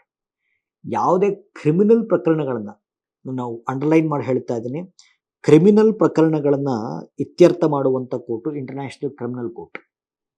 ಕ್ರಿಮಿನಲ್ ಪ್ರಕರಣಗಳು. ಸೊ ಕ್ರಿಮಿನಲ್ ಪ್ರಕರಣಗಳು ಅಂತಂದ್ರೆ ಏನು? ಓಕೆ, ಒಂದು ಯಾರಾದರೂ ನರಮೇಧ ಮಾಡಿದ್ರೆ, ಜಿನೋಸೈಡ್ ಅಂದರೆ ನರಮೇಧ, ನರಸಂಹಾರ ಅಂತ ಕರಿತೀವಿ. ಅಥವಾ ಯುದ್ಧಗಳನ್ನು ಸಾರಿದ್ರೆ, ಯುದ್ಧ ಮಾಡಿದರೆ, ಅಥವಾ ಮಾನವ ಹಕ್ಕುಗಳನ್ನು ಉಲ್ಲಂಘನೆ ಮಾಡಿದ್ರೆ, ಅಥವಾ ಯಾರ ಮೇಲಾದರೂ ಏರಿ ಹೋದರೆ, ಸೊ ಇಂಥ ಕ್ರಿಮಿನಲ್ ಪ್ರಕರಣಗಳನ್ನು ಇತ್ಯರ್ಥ ಮಾಡುವಂಥ court international criminal court. Okay, yes. But ಇಲ್ಲಂಗಲ್ಲ ನೋಡಿ, ಒಂದು ಭಾಳ ಇಂಪಾರ್ಟೆಂಟ್ ವಿಷಯ ಹೇಳ್ತೀನಿ. ಈ ಇಂಟರ್ನ್ಯಾಷನಲ್ ಕ್ರಿಮಿನಲ್ ಕೋರ್ಟ್ ಇದೆಯಲ್ಲ, ಸೊ ಇದರಲ್ಲಿ ಯಾರು ಇದಕ್ಕೆ ಸೇರ್ಕೊಳ್ತಾರೆ ಅಂದರೆ, ಯಾರು ರೋಮನ್ ಸಿದ್ಧಾಂತದ ಮೇಲೆ, ರೋಮನ್ ಕಾನೂನಿನ ಮೇಲೆ ನಂಬಿಕೆ ಇಟ್ಟಿರ್ತಾರಲ್ಲ, ಅವ್ರು ಮಾತ್ರ ಇಂಟರ್ನ್ಯಾಷನಲ್ ಕ್ರಿಮಿನಲ್ ಕೋರ್ಟ್ಗೆ ಹೋಗ್ತಾರೆ. ಓಕೆ, ರೋಮನ್ ಶಾಸನವನ್ನು, ರೋಮನ್ ಕಾನೂನನ್ನು, ರೋಮನ್ ಸಿದ್ಧಾಂತವನ್ನು ಯಾರು ಒಪ್ಕೊಳ್ತಾರೋ ಅವರು ಇಂಟರ್ನ್ಯಾಷನಲ್ ಕ್ರಿಮಿನಲ್ ಕೋರ್ಟನ್ನು ಫಾಲೋ ಮಾಡ್ತಾರೆ. ಓಕೆ, ಕ್ರಿಮಿನಲ್ ಪ್ರಕರಣಗಳು ಅಂತಂದರೆ ಒಂದು ನರಸಂಹಾರ, ಅಥವಾ ಯುದ್ಧ ಘೋಷಣೆ ಮಾಡೋದು, ಯಾರ ಮೇಲಾದ್ರು ಹೇರಿ ಹೋಗೋದು, ಅಥವಾ ಮಾನವ ಹಕ್ಕುಗಳ ಉಲ್ಲಂಘನೆ ಆಗೋದು. ಈ 4 ಪಾಯಿಂಟ್ ನೆನ್ಪಿಟ್ಕೋಬೇಕು, Kannada medium students especially. Okay, ನಾನೇನಾದ್ರು ಹೇಳ್ತಾರೆ ಸ್ವಲ್ಪ ಕನ್ನಡದಲ್ಲಿ ಬರೀರಿ, ಅರ್ಥ ಆಗ್ತಿದೆಯಾ? ಬಟ್ ನಾನು ನೋಟ್ಸ್ ಕೊಡ್ತೀನಿ, ಬಟ್ ಸ್ಟಿಲ್ ನೀವು ಬರಿತಾ ಹೋಗ್ಬೇಕು. ಓಕೆ, ಸೊ ಇದನ್ನ ಕ್ರಿಮಿನಲ್, ಅದಕ್ಕೆ ಹೆಸರು ಹೇಳ್ತದೆ ಇಂಟರ್ನ್ಯಾಷನಲ್ ಕ್ರಿಮಿನಲ್ ಕೋರ್ಟ್ ಅಂತ. ಆಯ್ತಾ? ಬಟ್ ನೋಡಿ, ಯಾರು ವಿಶ್ವಸಂಸ್ಥೆಯ ಸದಸ್ಯ ರಾಷ್ಟ್ರಗಳು, ಓಕೆ, ಯುನೈಟೆಡ್ ನೇಷನ್ಸ್ ಎಸ್ಟಾಬ್ಲಿಷ್ ಮಾಡಿರೋಂಥ court international court of justice. Okay, ಇಲ್ಲಿ ಯಾವುದೇ ಒಬ್ಬ ವ್ಯಕ್ತಿಯ ಪ್ರಕರಣಗಳನ್ನು ಕೈಗೆತ್ಕೊಳ್ಳಲ್ಲ. ಓಕೆ, ರಾಜ್ಯಗಳು ಅಂದರೆ ದೇಶಗಳು ಅಂತ. ಇಲ್ಲಿ ರಾಜ್ಯ ಅಂದರೆ ದೇಶಗಳ ನಡುವೆ ಇರುವಂಥ ಬಿಕ್ಕಟ್ಟನ್ನು ಬಗೆಹರಿಸುವಂಥ court international court of justice. Okay, ಈಗ ದೇಶದ ನಡುವೆ ಸಾರ್ವಭೌಮತೆಯ ಪ್ರಶ್ನೆಗಳಿದ್ದರೆ, ಓಕೆ, ಅಥವಾ ಗಡಿ ವಿವಾದಗಳಿದ್ದರೆ, ಅಥವಾ ಈಗ ಭಾರತ ಮತ್ತು ಪಾಕಿಸ್ತಾನ ಸೇರ್ಕೊಂಡು ಒಂದು ಇಂಡಸ್ ವಾಟರ್ ಟ್ರೀಟಿ ಸೈನ್ ಮಾಡಿದಾವೆ. ಓಕೆ, ಸೊ ಸಿಂಧು ನದಿ ನೀರಿನ ಹಂಚಿಕೆಯ ಒಪ್ಪಂದವನ್ನು ಸೈನ್ ಮಾಡಿದಾವೆ. ಅದರ ಒಪ್ಪಂದಗಳ ಉಲ್ಲಂಘನೆ ಆಯಿತು ಅಂತಂದರೆ ಅವಾಗ ಏನು ಮಾಡ್ಬೋದು, ನೀವು ಇಂಟರ್ನ್ಯಾಷನಲ್ ಕೋರ್ಟ್ ಆಫ್ ಜಸ್ಟಿಸ್ಗೆ ಹೋಗ್ಬೋದು. ಇಲ್ಲಿ ಕ್ಲಿಯರ್ ಕಟ್ ಆಗುತ್ತೆ ನೋಡಿ, ಇಂಟರ್ನ್ಯಾಷನಲ್ ಕ್ರಿಮಿನಲ್ ಕೋರ್ಟು ಒಬ್ಬ ವ್ಯಕ್ತಿಯ ಕ್ರಿಮಿನಲ್ ಪ್ರಕರಣಗಳನ್ನು ಬಗೆಹರಿಸುತ್ತೆ. But international court of justice ದೇಶಗಳ ನಡುವಿನ ವಿವಾದಗಳು, ಓಕೆ, ಸಾರ್ವಭೌಮತಿ ವಿವಾದಗಳು, ಗಡಿ ವಿವಾದಗಳು, ಒಪ್ಪಂದಗಳ ಉಲ್ಲಂಘನೆಯ ವಿವಾದಗಳು, ಇಂಥದನ್ನು ಬಗೆಹರಿಸುತ್ತೆ. Okay, so international criminal court ಏನು ತೀರ್ಪು ಕೊಡುತ್ತಲ್ಲ ಅದನ್ನು ಕೇಳಲೇಬೇಕು. ಓಕೆ, ಅದನ್ನು ಕೇಳಲೇಬೇಕು, ಲೀಗಲಿ ಬೈಂಡಿಂಗ್. ಅವ್ರು ಏನು ತೀರ್ಪು ಕೊಡ್ತಾರೆ ಅದನ್ನು ಪಾಲನೆ ಮಾಡಲೇಬೇಕು. Okay, yes. ಬಟ್ ಆದರೆ ಇಂಟರ್ನ್ಯಾಷನಲ್ ಕೋರ್ಟ್ ಆಫ್ ಜಸ್ಟಿಸ್ ಕೊಡುವಂಥ ತೀರ್ಪನ್ನು ಕೇಳಲೇಬೇಕು ಅಂತ ರೂಲ್ಸ್ ಇಲ್ಲ. ಅದನ್ನು ಬೇಕಾದ್ರೆ ತಿರಸ್ಕಾರ ಕೂಡ ಮಾಡಬಹುದು. ಇಂಟರ್ನ್ಯಾಷನಲ್ ಕ್ರಿಮಿನಲ್ ಕೋರ್ಟ್ನ ಸದಸ್ಯತ್ವವನ್ನು ಪಡೆದಿರುವಂಥ ರಾಷ್ಟ್ರಗಳು 125, ನಮ್ಮಲ್ಲಿ 193. ಸೊ ಗೊತ್ತಿರಲಿ, Bharat international criminal court membership ಅನ್ನು ಪಡೆದಿಲ್ಲ. ಓಕೆ, ನಾವು ಪಡೆದಿಲ್ಲ, ಯಾಕೆಂದ್ರೆ ನಮಗೆ ರೋಮನ್ ಸಿದ್ಧಾಂತದ ಮೇಲೆ, ರೋಮನ್ ಶಾಸನದ ಮೇಲೆ ಅಷ್ಟು ಒಲವಿಲ್ಲ. ಓಕೆ, ನಮಗೆ ನಮ್ಮ ಕಾನೂನುಗಳೇ ಶ್ರೇಷ್ಠ. ಆಯ್ತಾ? ಆಮೇಲೆ ನೋಡಿ, ಆಲ್ರೆಡಿ ಹೇಳಿದ್ದೀನಿ, ಒಬ್ಬ ವ್ಯಕ್ತಿಯ ಕ್ರಿಮಿನಲ್ ಪ್ರಕರಣಗಳನ್ನು ಇತ್ಯರ್ಥ ಮಾಡುವಂಥ ಸಂಸ್ಥೆ. ಬಟ್ ಇದು ದೇಶಗಳ ನಡುವಿನ ಬಿಕ್ಕಟ್ಟನ್ನು ಬಗೆಹರಿಸ್ತಾ ಹೋಗುತ್ತೆ. ಓಕೆ, ಇಲ್ಲೇ ಈಗ ಇಂಟರ್ನ್ಯಾಷನಲ್ ಕ್ರಿಮಿನಲ್ ಕೋರ್ಟಲ್ಲಿ ಯಾರೋ ಒಬ್ರಿಗೆ ಏನೋ ಶಿಕ್ಷೆ ಕೊಟ್ಟರು ಅಂತ ಹೇಳ್ಕೊಳ್ಳೋಣ, ವಾಪಸ್ ಅಪೀಲ್ ಮಾಡಬಹುದು. ಓಕೆ, ಅಪೀಲ್ ಮಾಡ್ಬೋದು. ಇಲ್ಲಿ ಅಪೀಲ್ ಮಾಡಲೇಬೇಕು ಅಂತೇನಿಲ್ಲ, ಅದನ್ನು ಬೇಕಾದ್ರೆ ತಿರಸ್ಕಾರ ಕೂಡ ಮಾಡಬಹುದು. ಓಕೆ, ಇದು perfect difference between international criminal court ಮತ್ತು international court of justice. Okay. But ಪ್ರಮುಖ ರಾಷ್ಟ್ರಗಳು, ಈಗ ನಾನು ಉದಾಹರಣೆಗಳನ್ನು ಕೊಡ್ತಾ ಹೋದ್ರೆ, ಈಗ ಇಸ್ರೇಲ್ ಆಗಿರ್ಬೋದು ಅಥವಾ ಅಮೆರಿಕ ಆಗಿರ್ಬೋದು, ರಷ್ಯಾ ಆಗಿರ್ಬೋದು, ಚೈನಾ ಆಗಿರ್ಬೋದು, ಇಂಡಿಯಾ ಆಗಿರ್ಬೋದು, ಇವ್ರು ಯಾರೂ ಕೂಡ ಇಂಟರ್ನ್ಯಾಷನಲ್ ಕ್ರಿಮಿನಲ್ ಕೋರ್ಟ್ ಮೆಂಬರ್ಶಿಪ್ ಅನ್ನು ಪಡ್ಕೊಂಡಿಲ್ಲ. ಓಕೆ. ಯಾಕೆಂದ್ರೆ ಈ ಭಾರತ ಯಾಕೆ ಪಡ್ಕೊಂಡಿಲ್ಲ ಅನ್ನೋಕೆ ಒಂದು ಉದಾಹರಣೆ ಹೇಳ್ತೀನಿ. ಇನ್ನು ನಾಳೆ ದಿನ ಇಂಟರ್ನ್ಯಾಷನಲ್ ಕ್ರಿಮಿನಲ್ ಕೋರ್ಟ್ ಏನೊಂದು ತೀರ್ಪು ಕೊಡುತ್ತೆ, ಅದು ನಾವು ಕೇಳಲೇಬೇಕಾದಂಥ ಅನಿವಾರ್ಯತೆ ಬಂದ್ಬಿಡುತ್ತೆ. ಬಟ್ ನಮಗೆ ನಮ್ಮ ಸಾರ್ವಭೌಮತೆಯೇ ಶ್ರೇಷ್ಠವಾಗಿರೋದ್ರಿಂದ ನಮ್ಗೆ ಆ ರೂಲಿಂಗ್ನ ಲೀಗಲಿ ಬೈಂಡಿಂಗ್ ಮಾಡ್ಕೊಳಕ್ಕೆ ನಮ್ಗೆ ಇಷ್ಟ ಇಲ್ಲ, ಹಾಗಾಗಿ ಭಾರತ ಸೇರ್ಕೊಂಡಿಲ್ಲ. So Bharat, America, Russia, China ಮತ್ತು ಇಸ್ರೇಲ್ ಅಂತ ರಾಷ್ಟ್ರಗಳು ಇಂಟರ್ನ್ಯಾಷನಲ್ ಕ್ರಿಮಿನಲ್ ಕೋರ್ಟ್ನ ಮೆಂಬರ್ಶಿಪ್ ಅನ್ನು ಪಡ್ಕೊಂಡಿಲ್ಲ. ಓಕೆ. ಸೊ ಕಳೆದ ವರ್ಷ ಈ ಯಾರು ರಷ್ಯಾದ ಪ್ರೆಸಿಡೆಂಟ್ ಆಗಿರುವಂಥ ವ್ಲಾದಿಮಿರ್ ಪುತಿನ್, ಓಕೆ, ಪುತಿನ್ ಅವರು ಉಕ್ರೇನ್ ಮೇಲೆ ಯುದ್ಧ ಮಾಡಿದ್ರು. ಓಕೆ. ಇಂಟರ್ನ್ಯಾಷನಲ್ ಕ್ರಿಮಿನಲ್ ಕೋರ್ಟ್ ಪ್ರಕಾರ ಅದು ತಪ್ಪು. ಓಕೆ. ಯಾಕೆ ನಾನು ಆಲ್ರೆಡಿ ಹೇಳಿದ್ದೀನಿ, ಯುದ್ಧ ಮಾಡಂಗಿಲ್ಲ ಅಂತ ಹೇಳಿದ್ದೀನಿ, ವಾರ್ ಕ್ರೈಮ್ಸ್ ಅಂತ. ಓಕೆ. ವಾರ್ ಕ್ರೈಮ್ಸ್ ತಪ್ಪಿದು, ಯುದ್ಧ ಮಾಡಿ ತಪ್ಪು, ಆಯ್ತಾ. But international criminal court Putin ಅವ್ರ ಮೇಲೆ ಏನು ಆಕ್ಷನ್ಸ್ ಅನ್ನು ತಗೊಳಕ್ ಆಗ್ಲಿಲ್ಲ. ಯಾಕೆ ಅಂತಂದ್ರೆ Russia is not A member of international criminal court. ಅವ್ರ ಮೆಂಬರ್ಸ್ ಯಾರು ಇರ್ತಾರೆ ಅವ್ರ ಮೇಲೆ ಮಾತ್ರ ಕ್ರಮವನ್ನು ತೆಗೆದುಕೊಳ್ಬೋದು, ಬಿಟ್ರೆ ಬೇರೆ ಯಾರ ಮೇಲೂ ಕ್ರಮವನ್ನು ತೆಗೆದುಕೊಳ್ಳಿಕ್ಕೆ ಆಗಲ್ಲ, ಆಯ್ತಾ. ಸರಿ, ಈಗ ಕರೆಂಟ್ ಅಫೇರ್ಸಿಗೆ ಬನ್ನಿ. Okay. So international criminal court ಯಾಕೆ ನ್ಯೂಸ್ ಅಲ್ಲಿ ಇದೆ ಅಂತಂದ್ರೆ, ಫಿಲಿಪೈನ್ಸ್ನ ಮಾಜಿ ಅಧ್ಯಕ್ಷರಾಗಿರುವಂತ ರಾಡ್ರಿಗೋ ಡುಟರ್ಟೆ ಅವರಿಗೆ ಇತ್ತೀಚೆಗೆ ಒಂದು ವಾರಂಟ್ ಇಶ್ಯೂ ಮಾಡಿದ್ದಾರೆ. ಓಕೆ, ವಾರಂಟ್ ಇಶ್ಯೂ ಮಾಡಿದ್ದಾರೆ, ಹಾಗಾಗಿ ಇಂಟರ್ನ್ಯಾಷನಲ್ ಕ್ರಿಮಿನಲ್ ಕೋರ್ಟ್ ನ್ಯೂಸ್ ಅಲ್ಲಿ, ರೈಟ್. ಸೊ ಇದು ಪರ್ಫೆಕ್ಟ್ ನಿಮಗೆ ಅರ್ಥ ಆಯ್ತು ಅಂತ ಅನ್ಕೊಂತೀನಿ ಅಲ್ವಾ. ಸರಿ, ನೆಕ್ಸ್ಟ್. ಓಕೆ,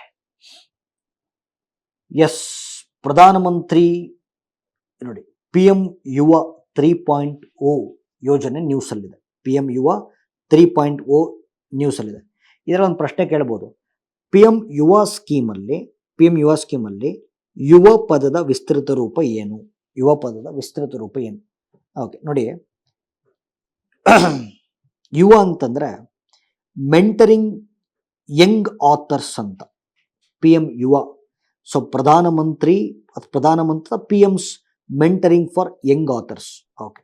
ಸೊ ಏನು ಸರ್ ಸ್ಕೀಮ್ ಇದು ಅಂತ ನೋಡಿ, ನೀವು 30 ವರ್ಷ ಒಳಪಟ್ಟಿದ್ರೆ, ಓಕೆ, ಎಸ್, 30 ವರ್ಷ ಒಳಪಟ್ಟಿದ್ರೆ, ನಿಮ್ಗೇನೋ ಪುಸ್ತಕ ಬರೀಬೇಕು ಅಂತ ಆಸಕ್ತಿ ಇದ್ರೆ, ಓಕೆ, ಒಂದು ಬುಕ್ ಬರೀಬೇಕು ಅಂತ ಆಸಕ್ತಿ ಇದ್ರೆ, ಸೊ ನಿಮಗೆ ಮೆಂಟರ್ಶಿಪ್, ಮಾರ್ಗದರ್ಶನವನ್ನು ಕೊಡುವಂಥ ಸ್ಕೀಮು PM ಯುವ 3.0. ಓಕೆ. ಉದ್ದೇಶ ಬಂದು ಯುವ ಲೇಖಕರು, ಯಂಗ್ ಆಥರ್ಸ್ ಅಂತ ಕರಿತೀವಿ, ಯುವ ಲೇಖಕರಲ್ಲಿ ಅವರು ಓದೋದನ್ನ ಎಂಕರೇಜ್ ಮಾಡೋದು, ಬರವಣಿಗೆ ಎಂಕರೇಜ್ ಮಾಡೋದು, ಅಥವಾ ಬುಕ್ ಕಲ್ಚರ್, ಪುಸ್ತಕ ಬರವಣಿಗೆಯನ್ನು ಎಂಕರೇಜ್ ಮಾಡೋದು, ಒಟ್ಟಾರೆ ಯುವ ಲೇಖಕರಿಗೆ ಬರೆಯಲು ಪ್ರೋತ್ಸಾಹ ಮತ್ತು ಮಾರ್ಗದರ್ಶನವನ್ನು ಕೊಡುವಂಥ ಸ್ಕೀಮ್ ಬಂದು PM ಯುವ ಸ್ಕೀಮ್. ಅದರ 3.0 ಶುರು ಆಯಿತು. ಓಕೆ. ಸೊ ಇದನ್ನು ಇಂಪ್ಲಿಮೆಂಟ್ ಮಾಡುವಂಥ ನೋಡಲ್ ಸಂಸ್ಥೆ ಯಾವುದು ಅಂತ ಕೇಳಬಹುದು, national book trust of India, ಬಹಳ ಇಂಪಾರ್ಟೆಂಟು. ಮತ್ತು ಸೊ ಇದು ನ್ಯಾಷನಲ್ ಎಜುಕೇಷನ್ ಪಾಲಿಸಿ 2020ಗೆ ಅಲೈನ್ ಆಗಿದೆ ಅಂತ ಹೇಳ್ತೀವಿ. ಓಕೆ. ಸೊ ಈಗ ನ್ಯಾಷನಲ್ ಎಜುಕೇಷನ್ ಪಾಲಿಸಿ 2020 ಬಗ್ಗೆ ನಾವು ಸಮಗ್ರವಾಗಿ ಮಾತಾಡೋಣ. ಅದಕ್ಕಿಂತ ಮುಂಚೆ, ಓಕೆ, ಯುವ ಲೇಖಕರು ಅಂದರೆ 30 ವರ್ಷಕ್ಕಿಂತ ಕೆಳಗಿರುವಂಥ ಯುವ ಲೇಖಕರಿಗೆ ಬರೆಯಲು, ಓದಲು, ಪುಸ್ತಕ ಬರವಣಿಗೆ ಕುರಿತಂತೆ ಮಾರ್ಗದರ್ಶನವನ್ನು ಕೊಡುವಂಥ ಸ್ಕೀಮ್ ಯಾವುದು? PM ಯುವ 3.0, ರೈಟ್. ಓಕೆ. ಈಗ ಸ್ವಲ್ಪ ನ್ಯಾಷನಲ್ ಎಜುಕೇಷನ್ ಪಾಲಿಸಿಗೆ ಹೋಗೋಣ. ಓಕೆ. ಸೊ ಭಾಳ ಬಾರಿ ನ್ಯಾಷನಲ್ ಎಜುಕೇಷನ್ ಪಾಲಿಸಿ ನ್ಯೂಸಲ್ಲಿರುತ್ತೆ. ಓಕೆ. ಇತ್ತೀಚೆಗೆ ತಮಿಳುನಾಡು ಸರ್ಕಾರ ಕೂಡ ನೂತನ ರಾಷ್ಟ್ರೀಯ ಶಿಕ್ಷಣ ನೀತಿಯನ್ನು ತಿರಸ್ಕಾರ ಮಾಡಿತ್ತು. ಯಾಕೆ ತಿರಸ್ಕಾರ ಮಾಡಿತ್ತು ಇದ್ರ ಬಗ್ಗೆ ಡಿಸ್ಕಸ್ ಮಾಡ್ತಾ ಹೋಗೋಣ. ಫಸ್ಟು ನೋಡಿ, ಎಜುಕೇಷನ್ ಅನ್ನೋ ಸಬ್ಜೆಕ್ಟ್ ಇದೆಯಲ್ಲ, ಓಕೆ, ಶಿಕ್ಷಣ, ಓಕೆ, ಎಜುಕೇಷನ್ ಅನ್ನೋ ಸಬ್ಜೆಕ್ಟ್ ಇದೆಯಲ್ಲ, ಶಿಕ್ಷಣ, ಓಕೆ, ಇದು ರಾಜ್ಯ ಪಟ್ಟಿಯಲ್ಲಿ ಬರುತ್ತಾ, ಕೇಂದ್ರ ಪಟ್ಟಿಯಲ್ಲಿ ಬರುತ್ತಾ, ಸಮವರ್ತಿ ಪಟ್ಟಿಯಲ್ಲಿ ಬರುತ್ತಾ ಅಂದರೆ ಇದು ಸಮವರ್ತಿ ಪಟ್ಟಿಯಲ್ಲಿ ಬರುತ್ತೆ. ಅಂದರೆ ಕನ್ಕರೆಂಟ್ ಲಿಸ್ಟ್ ಸಮವರ್ತಿ ಪಟ್ಟಿಯಲ್ಲಿ ಬರುತ್ತೆ. ಅಂದರೆ ಎಜುಕೇಷನ್ ಬಗ್ಗೆ ಕೇಂದ್ರ ಸರ್ಕಾರವು ಕಾನೂನು ಮಾಡಬಹುದು, ರಾಜ್ಯ ಸರ್ಕಾರವು ಕಾನೂನು ಮಾಡಬಹುದು. ಓಕೆ. ಈಗ ಈ ಹೊಸ ನ್ಯಾಷನಲ್ ಎಜುಕೇಷನ್ ಪಾಲಿಸಿ ಬಂದಿದೆ 2020. ಓಕೆ. ಈ ಎಜುಕೇಷನ್ ಪಾಲಿಸಿ, ಹೊಸ ನ್ಯಾಷನಲ್ ಎಜುಕೇಷನ್ ಪಾಲಿಸಿಯನ್ನು ಭಾರತ ಸರ್ಕಾರಕ್ಕೆ ಶಿಫಾರಸು ಕೊಟ್ಟಂಥ ಸಮಿತಿ ಯಾವುದು? Kasturi Rangan committee. Okay. Kasturi Rangan committee ಶಿಫಾರಸು ಕೊಟ್ಟಿದ್ದು, ರೆಕಮೆಂಡ್ ಮಾಡಿದ್ದು ಕಸ್ತೂರಿ ರಂಗನ್ ಕಮಿಟಿ. ಬಟ್ ಇದಕ್ಕಿಂತ ಮುಂಚೆ ಇದ್ದಿದ್ದು ಹಳೆ ಎಜುಕೇಷನ್ ಪಾಲಿಸಿ ಇತ್ತು, ನ್ಯಾಷನಲ್ ಎಜುಕೇಷನ್ ಪಾಲಿಸಿ 1986 ಇತ್ತು. ಆಯ್ತಾ? ಸೊ ನ್ಯಾಷನಲ್ ಎಜುಕೇಷನ್ ಪಾಲಿಸಿ 1986ಗೂ ಈ ಹೊಸ್ದಾಗಿ ಬಂದಿರೋಂಥ ನ್ಯಾಷನಲ್ ಎಜುಕೇಷನ್ ಪಾಲಿಸಿಗೂ ಡಿಫ್ರೆನ್ಸ್ ಏನು ಅಂತಂದರೆ, ಸೊ ಮುಂಚೆ ಸ್ಕೂಲ್ ಕರಿಕ್ಯುಲಮ್ ಹೆಂಗಿತ್ತು? ಓಕೆ ನೋಡಿ, ಒಂದು ಹೊಸ ಪದ ಬಳಸ್ತಾ ಇದ್ದೀನಿ, ಸ್ಕೂಲ್ ಕರಿಕ್ಯುಲಮ್ ಅಂತ. ಓಕೆ, ಸ್ಕೂಲ್ ಕರಿಕ್ಯುಲಮ್ ಅಂತಂದರೆ ಶಾಲಾ ವ್ಯಾಸಂಗ ಕ್ರಮ ಅಂತ ಕರಿತೀವಿ. ಓಕೆ, ಇದು ಸ್ಕೂಲ್ ಕರಿಕ್ಯುಲಮ್ ಹೆಂಗಿತ್ತು? 10+2 ಸ್ಟ್ರಕ್ಚರ್ ಇತ್ತು. ನಾನು ಮತ್ತು ನೀವು ಓದಿದ್ದೆಲ್ಲ ಪ್ರಾಬ್ಲಿ ಈ ಸ್ಟ್ರಕ್ಚರ್ ಓದಿರ್ತೀವಿ. ಓಕೆ, 10+2 ಅಂದರೆ 10 ವರ್ಷ ಸ್ಕೂಲಿಂಗು, 2 ವರ್ಷ ಕಾಲೇಜು PUC. ಓಕೆ, 10+2 ಸ್ಟ್ರಕ್ಚರಲ್ಲಿ ನಾವು ಓದಿದ್ದು, ಇದು ನಾವು ಓದಿದ್ದು ಸ್ಕೂಲ್ ಕರಿಕ್ಯುಲಮ್. ಆದರೆ ಈಗ ಹೊಸ ನ್ಯಾಷನಲ್ ಎಜುಕೇಷನ್ ಪಾಲಿಸಿ ಏನು ಮಾಡಿದೆ, ಒಂದು ನ್ಯೂ ಸ್ಕೂಲ್ ಕರಿಕ್ಯುಲಮ್ ಫಾರ್ಮುಲಾವನ್ನು ಇಂಟ್ರಡ್ಯೂಸ್ ಮಾಡಿ. Okay, new school curriculum formula. So ಈ ಏನಿದು 5+3+3+4 ಅಂತ, ಇದು ಹೊಸ ಫಾರ್ಮುಲಾ. ಏನು ಹೊಸ ಫಾರ್ಮುಲಾ ನೋಡಿ, ನಾವು ಓದಬೇಕಾದ್ರೆ ಅಂದರೆ ನೀವೇನಾದ್ರು 2000 ಮುಂಚೆ ನಾವು ಓದಬೇಕಾದ್ರೆ formal school education. Okay, formal school education start ಆಗ್ತಿದ್ದು ಒಂದನೇ ತರಗತಿಯಿಂದ. ಅಂದರೆ LKG UKG ಏನಾಗ್ತಿತ್ತು? ಆಪ್ಷನಲ್ ಅದು. ಓಕೆ, LKG UKG ಅದು ಆಪ್ಷನಲ್ಲು. ಸೊ ಒಂದು ಫಾರ್ಮಲ್ ದಾಖಲಾತಿ, ಶಾಲಾ ದಾಖಲಾತಿ ಶುರು ಆಗ್ತಿತ್ತು 1ನೇ ತರಗತಿಯಿಂದ. ಈಗ ಹಂಗಿಲ್ಲ, ಈಗ ಫಾರ್ಮಲ್ ಎಜುಕೇಷನ್ ಶುರು ಆಗೋದು 3 ಇಯರ್ಸಿಂದ. ಅಂದರೆ ಮಾಂಟೆಸರಿ LKG UKG. ಅಂದರೆ LKGಗೆ ಹಿಂದಕ್ಕೆ ಹೋಗ್ಬೇಕು ನೀವು. ಸರ್ ನಮ್ಮೂರಾಗ ಈಗ ಮಾಂಟೆಸರಿ ಇಲ್ವಲ್ಲ ಸರ್ ಅಂತಂದರೆ ಅಂಗನವಾಡಿ ಇರುತ್ತೆ. ಓಕೆ, ಸೊ ಈಗ ಶಾಲಾ ದಾಖಲಾತಿ ಶುರುವಾಗೋದು 3ನೇ ವಯಸ್ಸಿಂದ.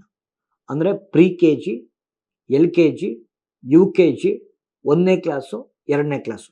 ಈ ಸ್ಟೇಜನ್ನು ನೋಡಿ, 5 ಆಯಿತು. ಈ ಸ್ಟೇಜನ್ನು ಪ್ರಿಲಿಮಿನರಿ ಸ್ಟೇಜ್ ಅಂತ ಕರಿತೀವಿ, ಫೌಂಡೇಶನಲ್ ಸ್ಟೇಜ್ ಅಂತ ಕರಿತೀವಿ. ಓಕೆ, ಫೌಂಡೇಶನಲ್ ಸ್ಟೇಜ್ ಅಂತ ಕರಿತೀವಿ. ಪ್ರಿ KG, LKG UKG ಸೇರ್ಕೊಳ್ಳಿಲ್ಲ ಅಂದರೆ ಅಂಗನವಾಡಿಗೆ ಹೋಗ್ಬೋದು. Okay, pre KG, LKG, UKG, 1ನೇ ಕ್ಲಾಸು, 2ನೇ ಕ್ಲಾಸು. ಓಕೆ, 3, 4, 5 ಈ ಸ್ಟೇಜನ್ನು ಪ್ರಿಲಿಮಿನರಿ ಸ್ಟೇಜ್ ಅಂತ ಕರಿತೀವಿ. ಪ್ರಿಲಿಮಿನರಿ ಸ್ಟೇಜ್ 6, 7, 8 ಇದನ್ನು ಇಂಟರ್ಮೀಡಿಯೇಟ್ ಸ್ಟೇಜ್ ಅಂತ ಕರಿತೀವಿ. Intermediate stage. ಓಕೆ, 9, 10, 11, 12 ಈ PUC ಅನ್ನಲ್ಲ ಅದನ್ನ. Okay, 9th, 10th, 11th, 12th ಇದನ್ನು ಸೆಕೆಂಡ್ರಿ ಸ್ಟೇಜ್ ಅಂತ ಕರಿತೀವಿ. ಸೊ ಇದು ಹೊಸ ಸ್ಕೂಲ್ ಕರಿಕ್ಯುಲಮ್ ಫಾರ್ಮುಲಾ 5+3+3+4 5+3+3+4 ಮತ್ತು ನ್ಯೂ ನ್ಯಾಷನಲ್ ಎಜುಕೇಷನ್ ಪಾಲಿಸಿ ಮತ್ತೊಂದು ಸೂತ್ರವನ್ನು ಪರಿಚಯ ಮಾಡಿದೆ. ಇದನ್ನು ಟ್ರೈ ಲ್ಯಾಂಗ್ವೇಜ್ ಫಾರ್ಮುಲಾ ಅಂತ ಕರಿತೀವಿ, ತ್ರಿಭಾಷಾ ಸೂತ್ರ ಅಂತ. Tri language formula. Okay, so ತ್ರಿಭಾಷಾ ಸೂತ್ರ ಅಂತ ಕರಿತೀವಿ. ಅಂದರೆ ಭಾರತದಲ್ಲಿ ಶಿಕ್ಷಣವನ್ನು ಪಡೆಯುವಂಥ ಯಾವುದೇ ಮಗು ಕನಿಷ್ಠ 3 ಭಾಷೆಯನ್ನು ಕಲಿಯಲೇಬೇಕು. ಓಕೆ, ಸೊ ಕನಿಷ್ಠ 3 ಭಾಷೆ ಯಾವುದು ಸರ್? ಓಕೆ, 5ನೇ ತರಗತಿಯವರೆಗೆ ಮಾತೃಭಾಷೆ ಶಿಕ್ಷಣ ಕಡ್ಡಾಯ. Okay, mother tongue education is compulsory 1. 2ನೇದು ಇಂಗ್ಲಿಷ್ ಕಲಿಲೇಬೇಕು. ಓಕೆ, ಸರ್ ಬ್ರಿಟಿಷ್ ಭಾಷೆ ಸರ್ ನಾವು ಕಲಿಯಲ್ಲ ಹಂಗಂತ ಹೇಳಂಗಿಲ್ಲ ಅದು. ಓಕೆ, ಸೊ 1 ಮದರ್ ಟಂಗ್ ಕಲಿಬೇಕು, 2ನೇದು ಇಂಗ್ಲಿಷ್ ಕಲಿಬೇಕು, 3ನೇದು ನೋಡಿ ಇಂಡಿಯನ್ ಕಾನ್ಸ್ಟಿಟ್ಯೂಷನ್ ಅಲ್ಲಿ 8th ಸ್ಕೆಡ್ಯೂಲ್ ಅಂತಿದೆ. ಓಕೆ, ಗೊತ್ತಿರಬೇಕು 8th ಸ್ಕೆಡ್ಯೂಲ್ ಅಂತಿದೆ. ಈ 8ನೇ ಸ್ಕೆಡ್ಯೂಲ್ ಅಲ್ಲಿ 22 ಅಫಿಷಿಯಲ್ ಲ್ಯಾಂಗ್ವೇಜಸ್ ಇದೆ. ಓಕೆ, 22 ಅಧಿಕೃತ ಭಾಷೆಗಳಲ್ಲಿ ಯಾವ್ದಾದ್ರು ಒಂದು ಭಾಷೆಯನ್ನು ಕಲಿಲೇಬೇಕು. ಹಾಗಂತ ಹಿಂದಿನೇ ಕಲಿಬೇಕು ಅಂತ ಎಲ್ಲೂ ರೂಲ್ಸ್ ಇಲ್ಲ. ಓಕೆ, ಸೊ ಹಿಂದಿ ಹೇರಿಕೆ ಆಗಿಲ್ಲ. ಓಕೆ, ಸೊ 1 ಮಾತೃಭಾಷೆ ಶಿಕ್ಷಣ ಕಡ್ಡಾಯ, ಆಂಗ್ಲ ಭಾಷೆ ಕಡ್ಡಾಯ ಮತ್ತು 22 ಅಫಿಷಿಯಲ್ ಲ್ಯಾಂಗ್ವೇಜಸ್ ಅಲ್ಲಿ ಎನಿ ಲ್ಯಾಂಗ್ವೇಜ್ ಕಲಿಬಹುದು. Okay, so this is all about national education policy. ಆದರೆ ನಾನು ನಿಮ್ಗೆ ಏನು ಹೇಳಿದೆ ನೋಡಿ, ಎಜುಕೇಷನ್ ಅನ್ನೋದು ಕನ್ಕರೆಂಟ್ ಸಬ್ಜೆಕ್ಟು, ಸಮವರ್ತಿ ಪಟ್ಟಿಲ್ ಬರುತ್ತೆ. ಅದು ಕೇಂದ್ರ ಸರ್ಕಾರವು ಕಾನೂನುಗಳನ್ನು ಮಾಡಬಹುದು, ರಾಜ್ಯ ಸರ್ಕಾರವು ಕಾನೂನು ಮಾಡಬಹುದು. ಬಟ್ ಇದು ಕೇಂದ್ರ ಸರ್ಕಾರ ಮಾಡಿದ್ರಿಂದ ಇವತ್ತಿನ ರಾಜ್ಯ ಸರ್ಕಾರ ಏನು ಮಾಡ್ತು, NEP 2020ನ ತಿರಸ್ಕಾರ ಮಾಡ್ತು. ಇವತ್ತಿನ state government of Karnataka national education policy 2020ನ ಅಕ್ಸೆಪ್ಟ್ ಮಾಡಲಿಲ್ಲ, ತಿರಸ್ಕಾರ ಮಾಡ್ತು. ಯಾಕೆ ಸರ್ ಅಂತ ಕೇಳಿದ್ರೆ, ಬಿಕಾಸ್ ಕರ್ನಾಟಕ ಸ್ಟೇಟ್ ಗವರ್ಮೆಂಟು ತನ್ನದೇ ಆಗಿರುವಂಥ ಸ್ಟೇಟ್ ಎಜುಕೇಶನ್ ಪಾಲಿಸಿಯನ್ನು ತರ್ತಾ ಇದೆ. ಓಕೆ, ಇನ್ನು ಕೆಲವು ದಿನಗಳಲ್ಲಿ ನ್ಯೂ ಸ್ಟೇಟ್ ಎಜುಕೇಶನ್ ಪಾಲಿಸಿ ಬರುತ್ತೆ. ನೂತನ ರಾಜ್ಯ ಶಿಕ್ಷಣ ನೀತಿಯನ್ನು ರಚನೆ ಮಾಡಲಿಕ್ಕೋಸ್ಕರ ಯಾರ ನೇತೃತ್ವದಲ್ಲಿ ಸಮಿತಿನ ರಚನೆ ಮಾಡಲಾಗಿದೆ? Professor Sukhdev Thorat. Okay, professor Sukhdev Thorat ಅವರ ನೇತೃತ್ವದಲ್ಲಿ, ಪ್ರೊಫೆಸರ್ ಸುಖದೇವ್ ತೋರಟ್ ಅವರ ನೇತೃತ್ವದಲ್ಲಿ ನಾವು ಹೊಸ ಸ್ಟೇಟ್ ಎಜುಕೇಶನ್ ಪಾಲಿಸಿಯನ್ನು ಡಿಸೈನ್ ಮಾಡ್ತಾ ಇದ್ದೀವಿ. ಇನ್ನು ಕೆಲವು ದಿನಗಳಲ್ಲಿ ಬರುತ್ತೆ. ಓಕೆ, ಇದು ಒಂದು ಒಳ್ಳೆ ಸ್ಕೀಮು. ಪ್ರಧಾನಮಂತ್ರಿ ಜನ್ ವಿಕಾಸ್ ಕಾರ್ಯಕ್ರಮ ಅಂತ. ಓಕೆ, ಇದನ್ನ ಇತ್ತೀಚೆಗೆ ರಿವ್ಯೂ ಮೀಟಿಂಗ್ ಮಾಡಿದ್ರು ಇದ್ರ ಬಗ್ಗೆ. ಓಕೆ, ರಿವ್ಯೂ ಮೀಟಿಂಗ್ ಮಾಡಿದ್ರು ಅಂದ್ರೆ ಪುನರ್ ಅವಲೋಕನ ಮಾಡಿದ್ರು. ಯಾವ ಸ್ಕೀಮ್ ಬಗ್ಗೆ? ಪ್ರಧಾನಮಂತ್ರಿ ಜನ್ ವಿಕಾಸ್ ಕಾರ್ಯಕ್ರಮ. ಓಕೆ, ಈಗ ನೋಡಿ ಈ ಸ್ಕೀಮ್ ಬಗ್ಗೆ ಮಾತಾಡೋಣ. ಓಕೆ, ಬೇಸಿಕಲಿ ಓಕೆ, ಮತ್ತೆ ಈ ಪ್ರಧಾನಮಂತ್ರಿ ಜನ್ ವಿಕಾಸ್ ಕಾರ್ಯಕ್ರಮವನ್ನು ಇಂಪ್ಲಿಮೆಂಟ್ ಮಾಡುವಂತ ಮಿನಿಸ್ಟ್ರಿ ಯಾವುದು? ಅಲ್ಪಸಂಖ್ಯಾತ ಸಚಿವಾಲಯ, ministry of minority affairs. So ಪ್ರಶ್ನೆ ಕೇಳ್ತಾರೆ, ಪ್ರಧಾನಮಂತ್ರಿ ಜನ್ ವಿಕಾಸ್ ಕಾರ್ಯಕ್ರಮವನ್ನು ಅನುಷ್ಠಾನಗೊಳಿಸುವಂತ ಸಚಿವಾಲಯ ಯಾವುದು? ಅದು ಮಿನಿಸ್ಟ್ರಿ ಆಫ್ ಮೈನಾರಿಟಿ ಅಫೇರ್ಸ್, ಅಲ್ಪಸಂಖ್ಯಾತ ವ್ಯವಹಾರಗಳ ಸಚಿವಾಲಯ ಅಂತ ಹೇಳ್ತೀವಿ. ಓಕೆ, ನೋಡಿ ಇಲ್ಲಿ ದೇಶದಾದ್ಯಂತ ನೋಡಿ ಮೈನಾರಿಟೀಸ್ ಎಲ್ಲಿದ್ರು, ಅಲ್ಪಸಂಖ್ಯಾತರು ಅಂದ್ರೆ ಯಾರು? ಫಸ್ಟ್ ಅದನ್ನ ಮಾತಾಡೋಣ. ಓಕೆ, ಅಲ್ಪಸಂಖ್ಯಾತರು ಅಂದ್ರೆ ದೇಶದ ಒಟ್ಟು ಜನಸಂಖ್ಯೆಯಲ್ಲಿ 21% ಪಾಪ್ಯುಲೇಷನ್ಗಿಂತ ಯಾರು ಕಡಿಮೆ ಇದ್ದಾರೋ ಅಂತ ಧಾರ್ಮಿಕ ಸಮುದಾಯಗಳನ್ನು ನಾವು ಅಲ್ಪಸಂಖ್ಯಾತರು ಅಂತ ಕರಿತೀವಿ, minorities. So total population less than 21% ಇರಬೇಕು. ಓಕೆ, ಅದರಲ್ಲಿ ಮುಸಲ್ಮಾನರಿದಾರ, ಮುಸ್ಲಿಮ್ಸ್, ಕ್ರಿಶ್ಚಿಯನ್ರು, ಬುದ್ಧರು, ಜೈನರು, ಸಿಖ್ಖರು ಮತ್ತು ಪಾರ್ಸೀಸ್. ಓಕೆ, ಪಾರ್ಸಿಗಳನ್ನು ನಾವು ಝರೋಸ್ಟ್ರಿಯನ್ಸ್ ಅಂತ ಕರಿತೀವಿ. ಓಕೆ, ಸೊ ಝರೋಸ್ಟ್ರಿಯನ್ಸ್ ಅಂತ ಕೂಡ ಕರಿತೀವಿ. There are 6 minorities in India. ಆಯ್ತಾ? ಸೊ ಈ ಅಲ್ಪಸಂಖ್ಯಾತರು ಎಲ್ಲಿದ್ದಾರೋ ಅಂತ ಪ್ರದೇಶಗಳು, ಅಂತ 1000 ನೋಡಿ ಅಲ್ಪಸಂಖ್ಯಾತರು ವಾಸ ಮಾಡುವಂತ 1300 ಪ್ರದೇಶಗಳನ್ನು ಗುರುತಿಸಿ, 1300 ಏರಿಯಾಸ್. ಓಕೆ, ಅಂತ ಗುರುತಿಸಿ ಅವರಿಗೆ ಸಮುದಾಯ ಮೂಲ ಸೌಕರ್ಯಗಳು ಮತ್ತು ಮೂಲಭೂತ ಸೌಕರ್ಯಗಳನ್ನು ಕಲ್ಪಿಸುವಂತ ಯೋಜನೆ ಪ್ರಧಾನಮಂತ್ರಿ ಜನ್ ವಿಕಾಸ್ ಕಾರ್ಯಕ್ರಮ. ಅಂದ್ರೆ ಬೇಸಿಕಲಿ ನೋಡಿ ಅವರು ಎಲ್ಲಿ ವಾಸ ಮಾಡ್ತಾರೋ ಕಮ್ಯುನಿಟಿ ಇನ್ಫ್ರಾಸ್ಟ್ರಕ್ಚರ್ ಅಂತ ಕರಿತೀವಿ. ಓಕೆ, ಸೊ ಕಮ್ಯುನಿಟಿ ಇನ್ಫ್ರಾಸ್ಟ್ರಕ್ಚರ್ಸ್ ಅಂತಂದ್ರೆ ಅವ್ರಿಗೆ ಶಾಲೆಗಳನ್ನು ಕಟ್ಟಿಸ್ಕೊಡೋದು, ಆಸ್ಪತ್ರೆಗಳನ್ನು ಕಟ್ಟಿಸ್ಕೊಡೋದು, ಅಥವಾ ವಸತಿ ಸೌಲಭ್ಯವನ್ನು ಕೊಡೋದು, ಕುಡಿಯ ನೀರು ಕೊಡೋದು, ರಸ್ತೆಗಳನ್ನು ಕೊಡೋದು, ಸಮುದಾಯ ಶೌಚಾಲಯಗಳನ್ನು ನಿರ್ಮಾಣ ಮಾಡೋದು, ಅಥವಾ ಅವ್ರಿಗೆ ITI ಕಾಲೇಜಸ್ಗಳನ್ನು ಓಪನ್ ಮಾಡೋದು, ಲ್ಯಾಬೊರೇಟರಿಗಳನ್ನು ಓಪನ್ ಮಾಡೋದು. ಬೇಸಿಕಲಿ ಅಂದರೆ 1300 ಏರಿಯಾಸ್, 1300ಕ್ಕೂ ಹೆಚ್ಚು ಆಯ್ಕೆ ಮಾಡಿದ ಪ್ರದೇಶಗಳನ್ನು ಗುರುತಿಸಿ ಅಲ್ಲಿ ಸಮುದಾಯ ಮೂಲ ಸೌಕರ್ಯಗಳು ಅಥವಾ ಮೂಲಭೂತ ಸೌಕರ್ಯಗಳನ್ನು ಕಲ್ಪಿಸುವಂತ ರಾಷ್ಟ್ರೀಯ ಯೋಜನೆ ಪ್ರಧಾನಮಂತ್ರಿ ಜನ್ ವಿಕಾಸ್ ಕಾರ್ಯಕ್ರಮ ಅಂತ. Okay, so this is one topic. Next ನೋಡಿ, ತಲೆಸೇಮಿಯಾ ಅಂತ ಒಂದು ರೋಗ ಇದೆ. ಓಕೆ, ಸೊ ತಲೆಸೇಮಿಯಾ ಬಗ್ಗೆ ಮಾತಾಡೋಣ. This is very very important. Already ನಾನು ಇವತ್ತು ನೋಡಿ ಯಾಕೋ ಬ್ಲಡ್ ಡಿಸಾರ್ಡರ್ಸ್ ಬಗ್ಗೆ ಜಾಸ್ತಿ ಮಾತಾಡ್ತಾ ಇದ್ದೀವಿ. ಬ್ಲಡ್ ಡಿಸಾರ್ಡರ್ಸ್ ಬಗ್ಗೆ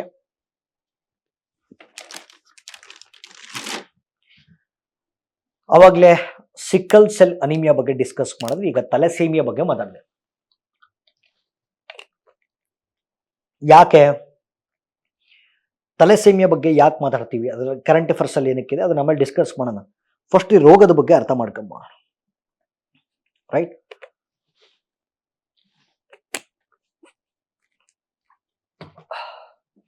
ಇದು ಕೂಡ ಅನುವಂಶವಾಗಿ ಹರಿದು ಬರುವಂತ ರಕ್ತದ ಕಾಯಿಲೆ. ಇದು ಸಿಕ್ಕಲ್ ಸೆಲ್ ಅನಿಮಿಯಾ ಹೆಂಗೆ ನಾವು ನೋಡಿ, ಇವೆಲ್ಲ ಜೆನೆಟಿಕ್ ಬ್ಲಡ್ ಡಿಸಾರ್ಡರ್ ಅಂತ ಕರಿತೀವಿ. ತಾತನಿಂದ ಅಪ್ಪಂಗೆ ಬರುತ್ತೆ, ಅಪ್ಪನಿಂದ ಮಗಂಗೆ ಬರುತ್ತೆ. ಓಕೆ, ಅನುವಂಶವಾಗಿ ಅಥವಾ ಪಾರಂಪರಿಕವಾಗಿ ಹರಿದು ಬರುವಂಥ ರಕ್ತದ ಕಾಯಿಲೆ, ಬ್ಲಡ್ ಡಿಸಾರ್ಡರ್. ಅಕಸ್ಮಾತ್ ಏನಾದ್ರು ತಲೆಸೇಮಿಯಾ ಬಂತು ಅಂದರೆ, ತಲೆಸೇಮಿಯಾ ರೋಗ ಬಂತು ಅಂತಂದರೆ ಬಾಡಿನಲ್ಲಿ ಹೆಚ್ಚು ಹಿಮೋಗ್ಲೋಬಿನ್ ಪ್ರೊಡ್ಯೂಸ್ ಆಗಲ್ಲ. ಓಕೆ, ತಲೆಸೇಮಿಯಾ ರೋಗ ಬಂತು ಅಂತಂದರೆ ಆಗಲೇ ನಾನು ಸಿಕ್ಕಲ್ ಸೆಲ್ ಅನಿಮಿಯಾಗೂ ನೀವು ತಲೆಸೇಮಿಯಾಗೂ ಡಿಫ್ರೆನ್ಸ್ ಇದಾವೆ. ಓಕೆ, ಸಿಕ್ಕಲ್ ಸೆಲ್ ಅನಿಮಿಯಾ ಬೇರೆ. ನಾನು ಆವಾಗಲೇ ಏನು ಹೇಳಿದೆ, ಹಿಮೋಗ್ಲೋಬಿನ್ ಬೀಟಾ ಜೀನ್ ಇರುತ್ತೆ. Okay, haemoglobin beta gene it is responsible for producing haemoglobin ಅಲ್ವಾ. Haemoglobin beta gene is responsible for producing haemoglobin. ನಿಮಗೆ ಸಿಕ್ಕಲ್ ಸೆಲ್ ಅನಿಮಿಯಾ ಬಂದರೆ, ಓಕೆ, ಸಿಕ್ಕಲ್ ಸೆಲ್ ಅನಿಮಿಯಾ ಕಾಯಿಲೆ ಇದ್ದರೆ haemoglobin sickle shaped R B ಸಿಗಳನ್ನು produce ಮಾಡುತ್ತೆ. ಆಯಿತಾ, sickle shaped R B ಸಿಗಳು ಅಂದರೆ haemoglobin ಕೆಲಸನೇ ಆರ್ ಬಿ ಸಿಗಳನ್ನು ಪ್ರೊಡ್ಯೂಸ್ ಮಾಡೋದು. ಓಕೆ, ನಿಮ್ಮಲ್ಲಿ ಏನಾದರೂ ಅಥವಾ ಈ ತುಂಬ ಡೀಟೇಲಾಗಿ ಕಂಪೇರ್ ಮಾಡೋಣ, ಇನ್ನೊಂದು ಲಾಸ್ಟಿಗೆ ಆ ಕಾಯಿಲೆ ಈ ಕಾಯಿಲೆ ಎಲ್ಲ ಕಾಯಿಲೆ ಕನ್ಫ್ಯೂಸ್ ಆಗಿ ಹೊಸ ಕಾಯಿಲೆ ಬಂದ್ಬಿಡುತ್ತೆ. ಓಕೆ ಓಕೆ ಕನ್ಫ್ಯೂಸ್ ಮಾಡ್ಕೋಬೇಡಿ, ಬಿಕಾಸ್ ಎರಡೂ ಕಾಯಿಲೆಗಳಿಂದ ಒಟ್ಟಿಗೆ ಓದಬೇಕಾದ್ರೆ ಸಾಮಾನ್ಯವಾಗಿ ಕನ್ಫ್ಯೂಷನ್ ಕ್ರಿಯೇಟ್ ಆಗಿಬಿಡುತ್ತೆ. ಓಕೆ, ಈಗ ಹಿಮೋಗ್ಲೋಬಿನ್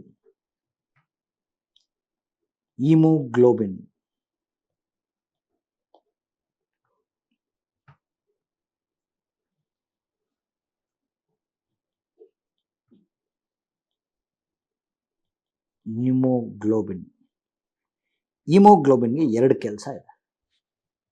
ಆಯಿತಾ, ಒಂದು ಬ್ಲಡ್ಡಿಗೆ ಆಕ್ಸಿಜನ್ ಸಪ್ಲೈ ಮಾಡೋದು, ಇನ್ನೊಂದು ರೆಡ್ ಕಲರ್ ಅಥವಾ ಇನ್ನೊಂದು ಮಾಡ್ಬೋದು.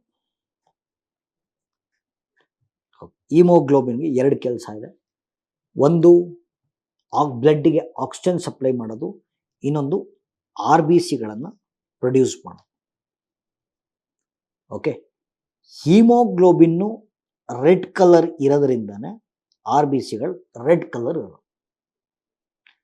ಆರ್ ಬಿ ಸಿಗಳು ರೆಡ್ ಕಲರ್ ಇರೋದ್ರಿಂದನೇ ಬ್ಲಡ್ ಇಸ್ ರೆಡ್ ಇನ್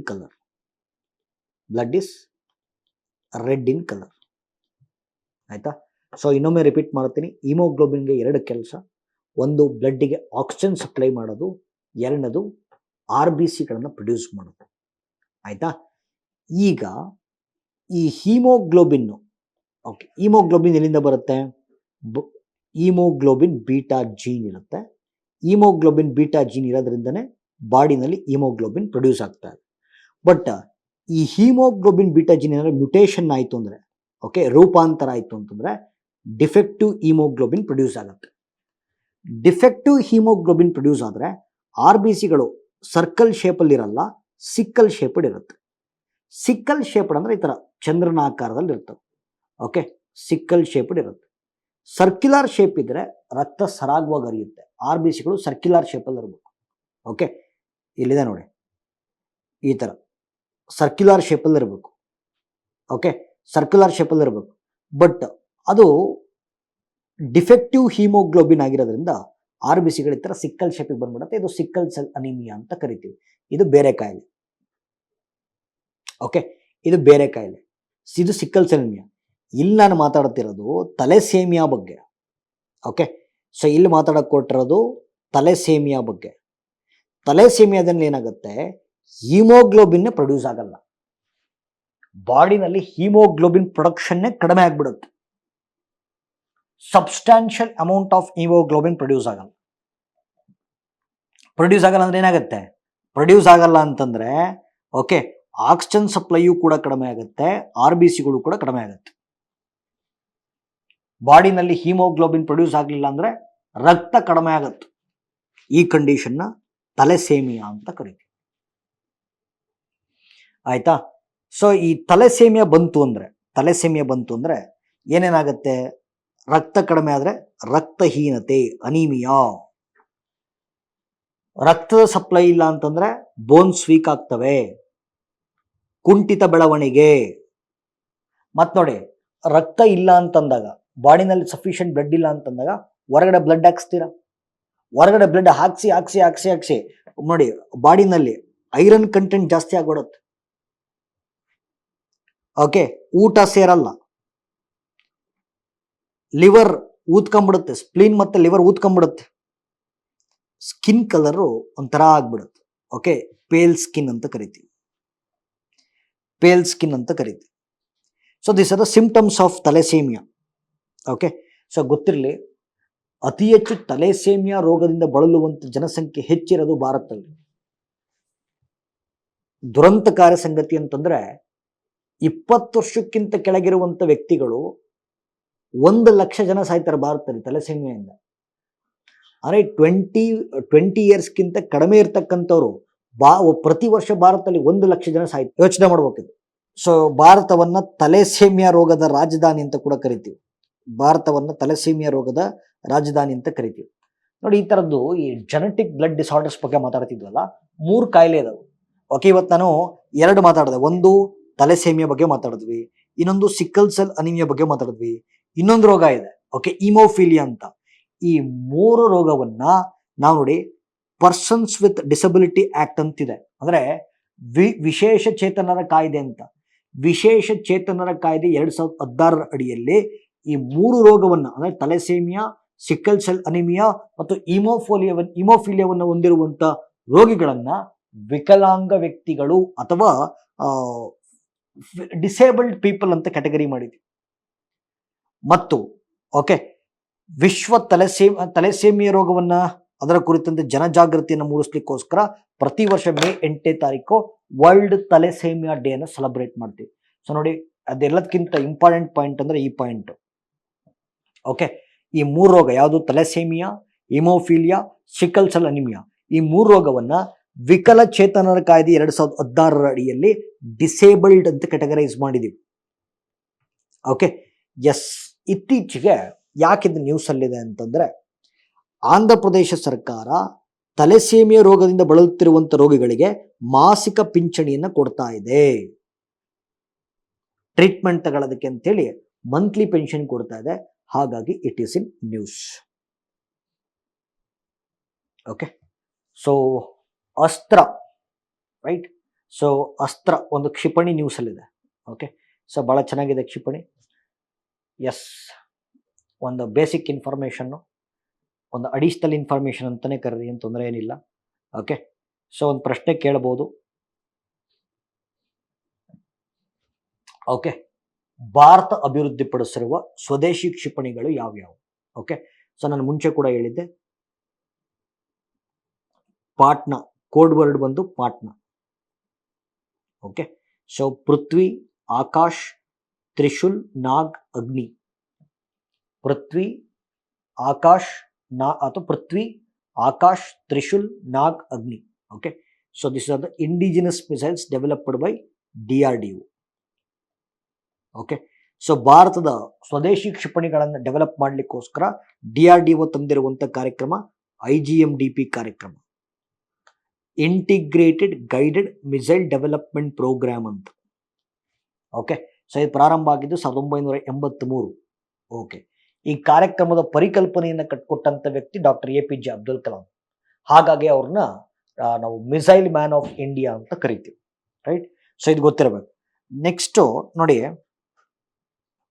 ಯಾವುದೇ ಮಿಸೈಲ್ನ ಓದಬೇಕಾದ್ರೆ ಯಾವ ತರ ಓದಬೇಕು? ಫಸ್ಟ್ ಒಂದು ಸ್ಟ್ರಕ್ಚರ್ ಕೊಟ್ಬಿಡ್ತೀನಿ. ನೇಮ್, ಅಭಿವೃದ್ಧಿಪಡಿಸಿರುವಂಥ ಸಂಸ್ಥೆ, ಡೆವಲಪ್ಡ್ ಬೈ. ಓಕೆ, ನೆಕ್ಸ್ಟ್ ಕ್ರಮಿಸುವ ಸಾಮರ್ಥ್ಯ, ರೇಂಜ್. ಓಕೆ, ಕ್ರಮಿಸುವ ಸಾಮರ್ಥ್ಯ, ರೇಂಜ್. ಆಮೇಲೆ ಯಾವ ಟೈಪ್ ಅದು. ಸೊ ಇದೇ ಥರನೇ ಓದಬೇಕು. ಇಲ್ಲಿ ನೇಮ್ ಬಂದು ಅಸ್ತ್ರ, ಅಭಿವೃದ್ಧಿಪಡಿಸಿರುವಂಥ ಸಂಸ್ಥೆ DRDO, defence research development organisation. ಕ್ರಮಿಸುವ ಸಾಮರ್ಥ್ಯ, 100 ಕಿಲೋಮೀಟರ್ ಕ್ರಮಿಸುವಂಥ ಸಾಮರ್ಥ್ಯ ಇದೆ, 100 ಕಿಲೋಮೀಟರ್ ಕ್ರಮಿಸುವಂಥ ಸಾಮರ್ಥ್ಯ ಇದೆ. ಮತ್ತು ಇದು ಯಾವ ಟೈಪ್ ಅಂತಂದ್ರೆ ನೋಡಿ, ಏರ್ ಟು ಏರ್ ಮಿಸೈಲ್ ಅಂತ ಕರಿತೀವಿ. ಓಕೆ, ಸೊ ಗಾಳಿಯಿಂದ ಗಾಳಿಗೆ ಚಲಿಸುವಂಥ ಕ್ಷಿಪಣಿಗಳು, ಏರ್ ಟು ಏರ್ ಮಿಸೈಲ್. ಆಯ್ತಾ? So air to air missile ಬಹಳ ಇಂಪಾರ್ಟೆಂಟು.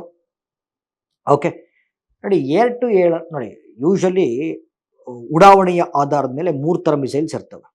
ಓಕೆ, 3 ಥರ ಮಿಸೈಲ್ಸ್ ಅಂದರೆ ಸರ್ಫೇಸ್ ಟು ಏರ್ ಅಂತ ಇರುತ್ತೆ, ಓಕೆ, ಏರ್ ಟು ಏರ್ ಅಂತ ಇರುತ್ತೆ, ಅಥವಾ ಸರ್ಫೇಸ್ ಟು ಸರ್ಫೇಸ್ ಅಂತ ಇರುತ್ತೆ. Surface to air, air to air, surface to surface, ಇದು air to air missile. Okay, so air to air missile ಅನ್ನು ನೀವು ಅರ್ಥ ಮಾಡ್ಕೋಬೇಕು, ಗಾಳಿಯಿಂದ ಗಾಳಿಗೆ ಉಡಾವಣೆ ಮಾಡ್ತೀವಿ.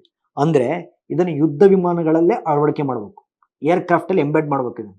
ಓಕೆ, ಸೊ ಈ ಅಸ್ತ್ರ ಕ್ಷಿಪಣಿಗಳನ್ನು ಇತ್ತೀಚೆಗೆ ತೇಜಸ್, ಓಕೆ, ತೇಜಸ್ ಏರ್ಕ್ರಾಫ್ಟ್ ಅಲ್ಲಿ ತೇಜಸ್ ಮತ್ತು ಸುಖಾಯ್, ಓಕೆ, ಸುಖಾಯ್ ಯುದ್ಧ ವಿಮಾನಗಳಲ್ಲಿ ಅಳವಡಿಕೆ ಮಾಡಲಾಯಿತು. ಓಕೆ, ಸೊ ಯುದ್ಧ ವಿಮಾನಗಳು ಅಂತ ಬಂದಾಗ ನಾನು ಒಂದಷ್ಟು ಮಾಹಿತಿನ ಮತ್ತೆ ಕೊಡ್ತೀನಿ. ಸೊ ಭಾರತದ ವಾಯುಪಡೆಯಲ್ಲಿ ಅತ್ಯಂತ ಬಲಿಷ್ಠವಾಗಿರುವಂಥ ಯುದ್ಧ ವಿಮಾನ ಬಂದು ರಫೇಲ್. ಓಕೆ, ರಫೇಲ್ ಡೆವಲಪ್ ಮಾಡಿದ್ಯಾರು? ಫ್ರಾನ್ಸ್. ಓಕೆ, ಎರಡನೇದು ಅಂದರೆ ಬಲಿಷ್ಠವಾಗಿರುವಂಥ ಯುದ್ಧ ವಿಮಾನ ರಫೇಲ್, ಫ್ರಾನ್ಸ್ನಿಂದ ಖರೀದಿ ಮಾಡಿದ್ದೀವಿ. ಎರಡನೇದು ಸುಖಾಯ್ ಬಂದು ಇಂಪೋರ್ಟೆಡ್ ಫ್ರಮ್ ರಷ್ಯಾ. ಆಯ್ತಾ. ಮೂರನೇದು ಮಿಗ್, ತುಂಬಾ ಹಳೆ ಕಾಲದ್ದು, ಸೋವಿಯತ್ ರಷ್ಯಾ ಕಾಲದ್ದು. Okay, USSR. ಬಟ್ ಈಗ ಈ ಮಿಗ್ಗಿಗೆ ವಯಸ್ಸಾಗಿದ್ದಾವೆ, ಹಾಗಾಗಿ ಈಗ ಭಾರತ ಯುದ್ಧ ವಿಮಾನಗಳನ್ನು ಇಂಪೋರ್ಟ್ ಮಾಡ್ತಾ ಇಲ್ಲ, ನಮ್ಮ ಯುದ್ಧ ವಿಮಾನಗಳನ್ನು ನಾವೇ ತಯಾರು ಮಾಡ್ತಾ ಇದ್ದೀವಿ. ಭಾರತ ಅಭಿವೃದ್ಧಿಪಡಿಸಿರುವಂಥ ಸ್ವದೇಶಿ ನಿರ್ಮಿತ ಯುದ್ಧ ವಿಮಾನ ಬಂದು Tejas. Okay, developed by HAL, Hindustan aeronautics limited.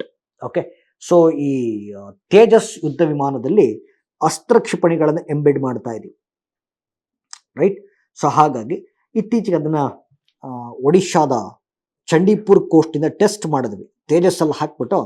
Okay, so Tejas ಅಲ್ಲಿ ಹಾಕ್ಬಿಟ್ಟು ವರ್ಕ್ ಆಗುತ್ತಾ ಇಲ್ವಂತ ಟೆಸ್ಟ್ ಮಾಡಿದ್ವಿ, ರೈಟ್. ಇದು ಅಸ್ತ್ರ ಕ್ಷಿಪಣಿ ಬಗ್ಗೆ ನ್ಯೂಸ್ ಅಲ್ಲಿ. ನೆಕ್ಸ್ಟ್ ಟಾಪಿಕ್ ಬಂದು Amrit Sarovar, right. So this is very very important. Okay, Amrit Sarovar ಬಗ್ಗೆ ಮಾತಾಡೋಣ. ನೋಡಿ,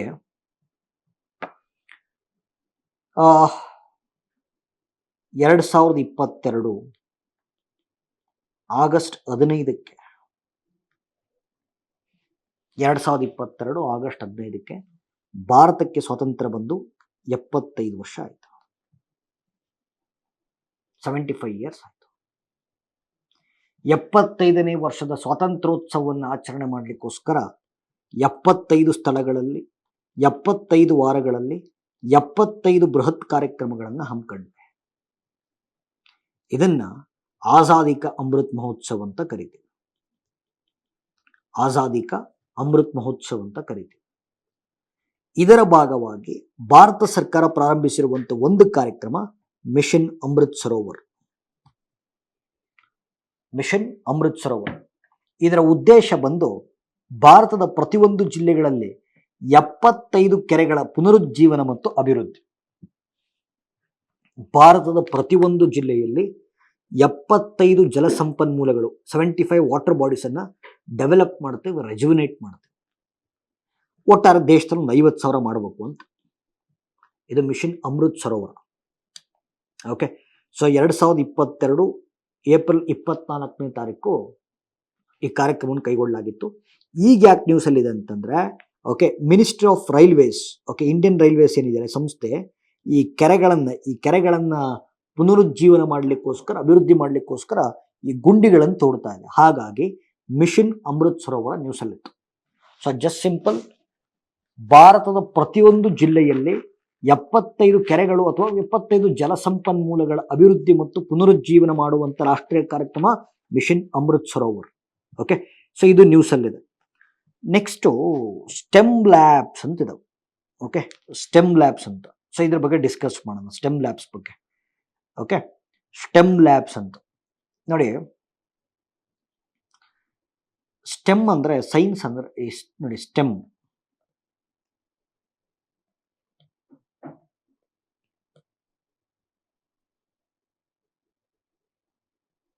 ಓಕೆ, ಸ್ಟೆಮ್ ಎಸ್ ಅಂದ್ರೆ science, technology, engineering, mathematics. Science, technology, engineering, mathematics ಅಂತ ಈ 4 ಕ್ಷೇತ್ರಗಳಲ್ಲಿ, ಈ 4 ಕ್ಷೇತ್ರಗಳಿಗೆ ಬೇಕಾಗಿರುವಂತ ಒಂದು ಲ್ಯಾಬೊರೇಟರಿಗಳನ್ನ ಸ್ಕೂಲ್ಗಳಲ್ಲಿ ಓಪನ್ ಮಾಡ್ತೀವಿ. ಓಕೆ, ಸೊ ಅಲ್ಲಿ ಒಂಥರ ಅವರ ಇಮ್ಯಾಜಿನೇಷನ್ ಹೊರಗಡೆ ಸೈನ್ಸು, ಟೆಕ್ನಾಲಜಿ, ಇಂಜಿನಿಯರಿಂಗು, ಮ್ಯಾಥಮ್ಯಾಟಿಕ್ಸ್ ಈ 4 ಕ್ಷೇತ್ರಗಳಲ್ಲಿ ಮಕ್ಕಳ ಇಮ್ಯಾಜಿನೇಷನ್ ಇಂಪ್ರೂವ್ ಮಾಡೋದಕ್ಕೆ, ಕಲಿಕೆಯನ್ನು ಇಂಪ್ರೂವ್ ಮಾಡಲಿಕ್ಕೆ, ಅಥವಾ ಕಲಿಕೆಯನ್ನು ಆಸಕ್ತಿದಾಯಕವಾಗಿ ಮಾಡಲಿಕ್ಕೆ ಒಂದು ವಿಶೇಷವಾಗಿರುವಂಥ ಪ್ರಯೋಗಾಲಯಗಳನ್ನು ಸ್ಟೆಮ್ ಲ್ಯಾಬ್ಸ್ ಅಂತ ಕರಿತೀವಿ. ಓಕೆ, ಇತ್ತೀಚೆಗೆ ಅರುಣಾಚಲ್ ಪ್ರದೇಶ ತನ್ನ ಎಲ್ಲ ಸರ್ಕಾರಿ ಶಾಲೆಗಳಲ್ಲಿ ಸ್ಟೆಮ್ ಲ್ಯಾಬ್ಸ್ ಅನ್ನು ಎಸ್ಟಾಬ್ಲಿಷ್ ಮಾಡ್ತಾ ಇದೆ. ಹಾಗಾಗಿ ಸ್ಟೆಮ್ ಲ್ಯಾಬ್ಸ್ ನ್ಯೂಸ್ ಅಲ್ಲಿದೆ. ಓಕೆ, ಸೊ ಇಲ್ಲಿ ನೋಡಿ ಕಾಣಿಸ್ತಾ ಇದೆ ಸ್ಟೆಮ್ ಲ್ಯಾಬ್ಸ್ ಅಲ್ಲಿ ಏನೇನು ಇರ್ತವೆ ಅಂತ. ಅವರಿಗೆ 3D ಪ್ರಿಂಟರ್ಸ್ಗಳನ್ನು ಕೊಡಲಾಗಿರುತ್ತೆ. ಓಕೆ, ಆ ಪ್ರಿಂಟರ್ಗಳ 3D ಪ್ರಿಂಟರ್ ತಮ್ಮ ಆಲೋಚನೆಗಳನ್ನು ಡಿಸೈನ್ ಮಾಡಿ ಅದನ್ನು ಪ್ರಿಂಟಿಗೆ ತರಬಹುದು, ಅಥವಾ ರೋಬೋಟಿಕ್ ಕಿಟ್ಗಳನ್ನು ಕೊಡಲಾಗಿರುತ್ತೆ, ಅಥವಾ ಅವರ ತಲೆಯಲ್ಲಿರೋಂಥ ಇಮ್ಯಾಜಿನೇಷನ್ ಬಿಲ್ಡ್ ಮಾಡಲಿಕ್ಕೆ ಒಂದು ಇಂಜಿನಿಯರಿಂಗ್ ಟೂಲ್ಸ್ಗಳನ್ನು ಕೊಡುವಂಥ ವಿಶೇಷವಾಗಿರುವ ಲ್ಯಾಬ್ಗಳಿದೆ. ಓಕೆ, ಸ್ಟೆಮ್ ಲ್ಯಾಬ್ಸ್ ಅಂತ ಕರಿತೀವಿ. ಹಾಗಾದರೆ ಇದು ಅರುಣಾಚಲ್ ಪ್ರದೇಶದ ಪ್ರಯತ್ನ. ಬಟ್ ಎಲ್ಲ ಸರ್ಕಾರಿ ಶಾಲೆಗಳಲ್ಲಿ ಸ್ಟೆಮ್ ಲ್ಯಾಬ್ಸ್ ಅನ್ನು ಪ್ರೊವೈಡ್ ಮಾಡಲಿಕ್ಕೋಸ್ಕರ ಭಾರತ ಸರ್ಕಾರ ಒಂದು ಕಾರ್ಯಕ್ರಮ ತಂತು. ಅಟಲ್ ಇನೋವೇಷನ್ ಮಿಷನ್ ಅಂತ ಒಂದು ಯೋಜನೆ ಇದೆ. ಓಕೆ, ಅಟಲ್ ಇನೋವೇಷನ್ ಮಿಷನ್ ಅಂತ ಬೈ ನೀತಿ Aayog. Okay, last time I think ಇದನ್ನು ಎಕ್ಸ್ಪ್ಲೇನ್ ಮಾಡಿದ್ದೆ. ಸೊ ಅಟಲ್ ಇನೋವೇಷನ್ ಮಿಷನ್ ಉದ್ದೇಶ ಬಂದು ಭಾರತದಲ್ಲಿ ಇನೋವೇಷನ್, ನಾವೀನ್ಯತೆ ಮತ್ತು ಆಂಟ್ರಪ್ರಿನರ್ಶಿಪ್, ಉದ್ಯಮಶೀಲತೆ, ಭಾರತದಲ್ಲಿ ನಾವೀನ್ಯತೆ ಮತ್ತು ಉದ್ಯಮಶೀಲತೆಯನ್ನು ಪ್ರೋತ್ಸಾಹಿಸುವಂಥ ರಾಷ್ಟ್ರೀಯ ಕಾರ್ಯಕ್ರಮ ಅಟಲ್ ಇನೋವೇಷನ್ ಮಿಷನ್. ಓಕೆ, ಇದ್ರ ಕೆಳಗಡೆ ಒಂದು ಕಾಂಪೊನೆಂಟ್ ಇದೆ. ಓಕೆ, ಅಟಲ್ ಟಿಂಕರಿಂಗ್ ಲ್ಯಾಬ್ಸ್ ಅಂತ. ಓಕೆ, ಅಟಲ್ ಟಿಂಕರಿಂಗ್ ಲ್ಯಾಬ್ಸ್ ಅಂತಿದೆ ಅಟಲ್ ಇನೋವೇಷನ್ ಮಿಷನ್ ಕೆಳಗಡೆ. ಅಂದ್ರೆ ಇಲ್ಲಿ ಏನ್ ಮಾಡ್ತೀವಿ, ಹೈಸ್ಕೂಲ್ ಮಕ್ಕಳು ಮತ್ತು ಕಾಲೇಜ್ ಮಕ್ಕಳಿಗೆ ತಮ್ಮಲ್ಲಿರುವಂಥ ನಾವೀನ್ಯತೆಯನ್ನು ಹೊರಗಡೆ ಹಾಕಲಿಕ್ಕೆ ಒಂದು ಸ್ಪೆಷಲೈಸ್ಡ್ ಕಂಪ್ಯೂಟರ್ ಲ್ಯಾಬೊರೇಟರಿಗಳನ್ನು ಎಸ್ಟಾಬ್ಲಿಷ್ ಮಾಡ್ತೀವಿ. ಈಗ ಯಾರೋ ಒಬ್ಬನ ತಲೆಯಲ್ಲಿ ಇರುತ್ತೆ, ರಾಕೆಟ್ ಡಿಸೈನ್ ಮಾಡಬೇಕು, ಸ್ಪೇಸ್ ಕ್ರಾಫ್ಟ್ ಡಿಸೈನ್ ಮಾಡಬೇಕು, ಒಂದು ಬಹು ಎತ್ತರದ ಕಟ್ಟಡವನ್ನು ಕಟ್ಟಬೇಕು. ಈ ಥರ ಇಮ್ಯಾಜಿನೇಷನ್ ಹೊರಗಡೆ ಹಾಕಲಿಕ್ಕೆ ಟೂಲ್ಸ್ ಅನ್ನು ಕೊಡುವಂಥ, ಕಂಪ್ಯೂಟರ್ ಟೂಲ್ಸ್ ಅನ್ನು ಕೊಡುವಂಥ ಲ್ಯಾಬ್ ಅನ್ನ ಅಟಲ್ ಟಿಂಕರಿಂಗ್ ಲ್ಯಾಬ್ಸ್ ಅಂತ ಕರೀತೀವಿ. ಓಕೆ, ಸೊ ಇದು ಕೂಡ ಸ್ಟೆಮ್ ಲ್ಯಾಬ್ಸ್ ಅನ್ನು ಪ್ರೊವೈಡ್ ಮಾಡುತ್ತೆ. ಮತ್ತು ಇನ್ನೊಂದು ಇತ್ತೀಚೆಗೆ ನಿಮಗೆ PM ಶ್ರೀ ಸ್ಕೂಲ್ಸ್ ಅಂತ ಒಂದು ಯೋಜನೆ ಬಂತು, PM ಶ್ರೀ ಅಂತ. ಓಕೆ, ಸೊ PM ಶ್ರೀ ಅಂತಂದ್ರೆ ದೇಶದಲ್ಲಿ 15,000 ಶಾಲೆಗಳು, ಓಕೆ, 15,000 ಸ್ಕೂಲ್ಸ್ ಅನ್ನ ಕಂಪ್ಯೂಟರ್ ನಡೆಯೋ, ಬಹಳ ಇಂಪಾರ್ಟೆಂಟ್ ಇದು, ದೇಶದಲ್ಲಿ 15,000 ಸರ್ಕಾರಿ ಶಾಲೆಗಳನ್ನ ಆಧುನೀಕರಣಗೊಳಿಸುವ ಭಾರತ ಸರ್ಕಾರದ ರಾಷ್ಟ್ರೀಯ ಸ್ಕೀಮ್ ಬಂದು PM ಶ್ರೀ. ಓಕೆ, ಮಾಡರ್ನೈಸ್ ಮಾಡ್ತೀವಿ. ಈಗ ಸರ್ಕಾರಿ ಶಾಲೆ ನೋಡಿದ್ದೀರಾ, ಇನ್ನು ಕೆಲವು ಸ್ಕೂಲಲ್ಲಿ ಅಂಚಲ್ಲೇ ಇದ್ದಾವೆ, ಪೀಠೋಪಕರಣಗಳಿರಲ್ಲ, ಒಂದು ಸ್ಮಾರ್ಟ್ ಬೋರ್ಡ್ಸ್ ಇರಲ್ಲ.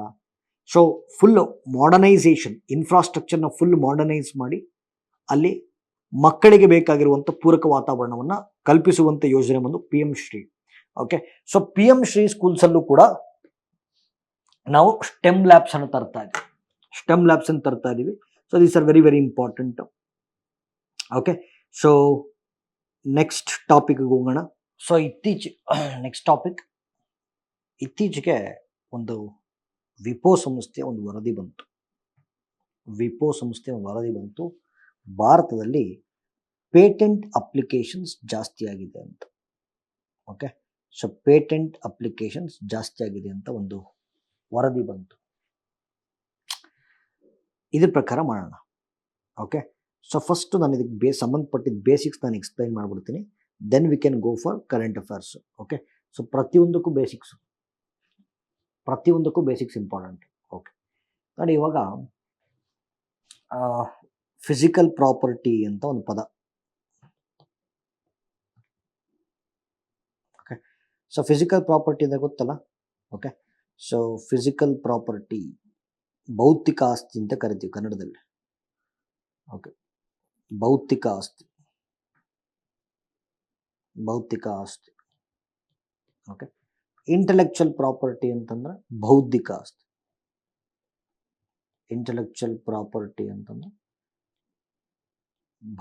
ಆಸ್ತಿ. ಎರಡಕ್ಕೂ ವ್ಯತ್ಯಾಸ ಇದೆ. ಸೊ ಫಿಸಿಕಲ್ ಪ್ರಾಪರ್ಟಿನ ನಾವು ಟ್ಯಾಂಜಿಬಲ್ ಪ್ರಾಪರ್ಟಿ ಅಂತ ಕರಿತೀವಿ. ಓಕೆ, ಯಾವುದು ಕಣ್ಣಿಗೆ ಕಾಣುತ್ತೋ ಕೈಲಿ ಮುಟ್ಲಿಕ್ಕೆ ಸಿಗುತ್ತೋ they are called physical property. Car, ಮನೆ, ಬಂಗ್ಲೆ, ಜಮೀನು, ತೋಟ, ಎಸ್ಟೇಟು, ಇವೆಲ್ಲ ಫಿಸಿಕಲ್ ಪ್ರಾಪರ್ಟಿ. ಓಕೆ, ಸೊ ನಮ್ಮಲ್ಲಿ ಫಿಸಿಕಲ್ ಪ್ರಾಪರ್ಟಿ ರಕ್ಷಣೆ ಮಾಡೋಕ್ಕೆ IPC CRPC ಎಲ್ಲ ಇದಾವೆ. ಓಕೆ, ಬಟ್ ಇವತ್ತು ನಾವು ಮಾತಾಡ್ತಿರೋದು ಇಂಟೆಲೆಕ್ಚುಯಲ್ ಪ್ರಾಪರ್ಟಿ ಬಗ್ಗೆ.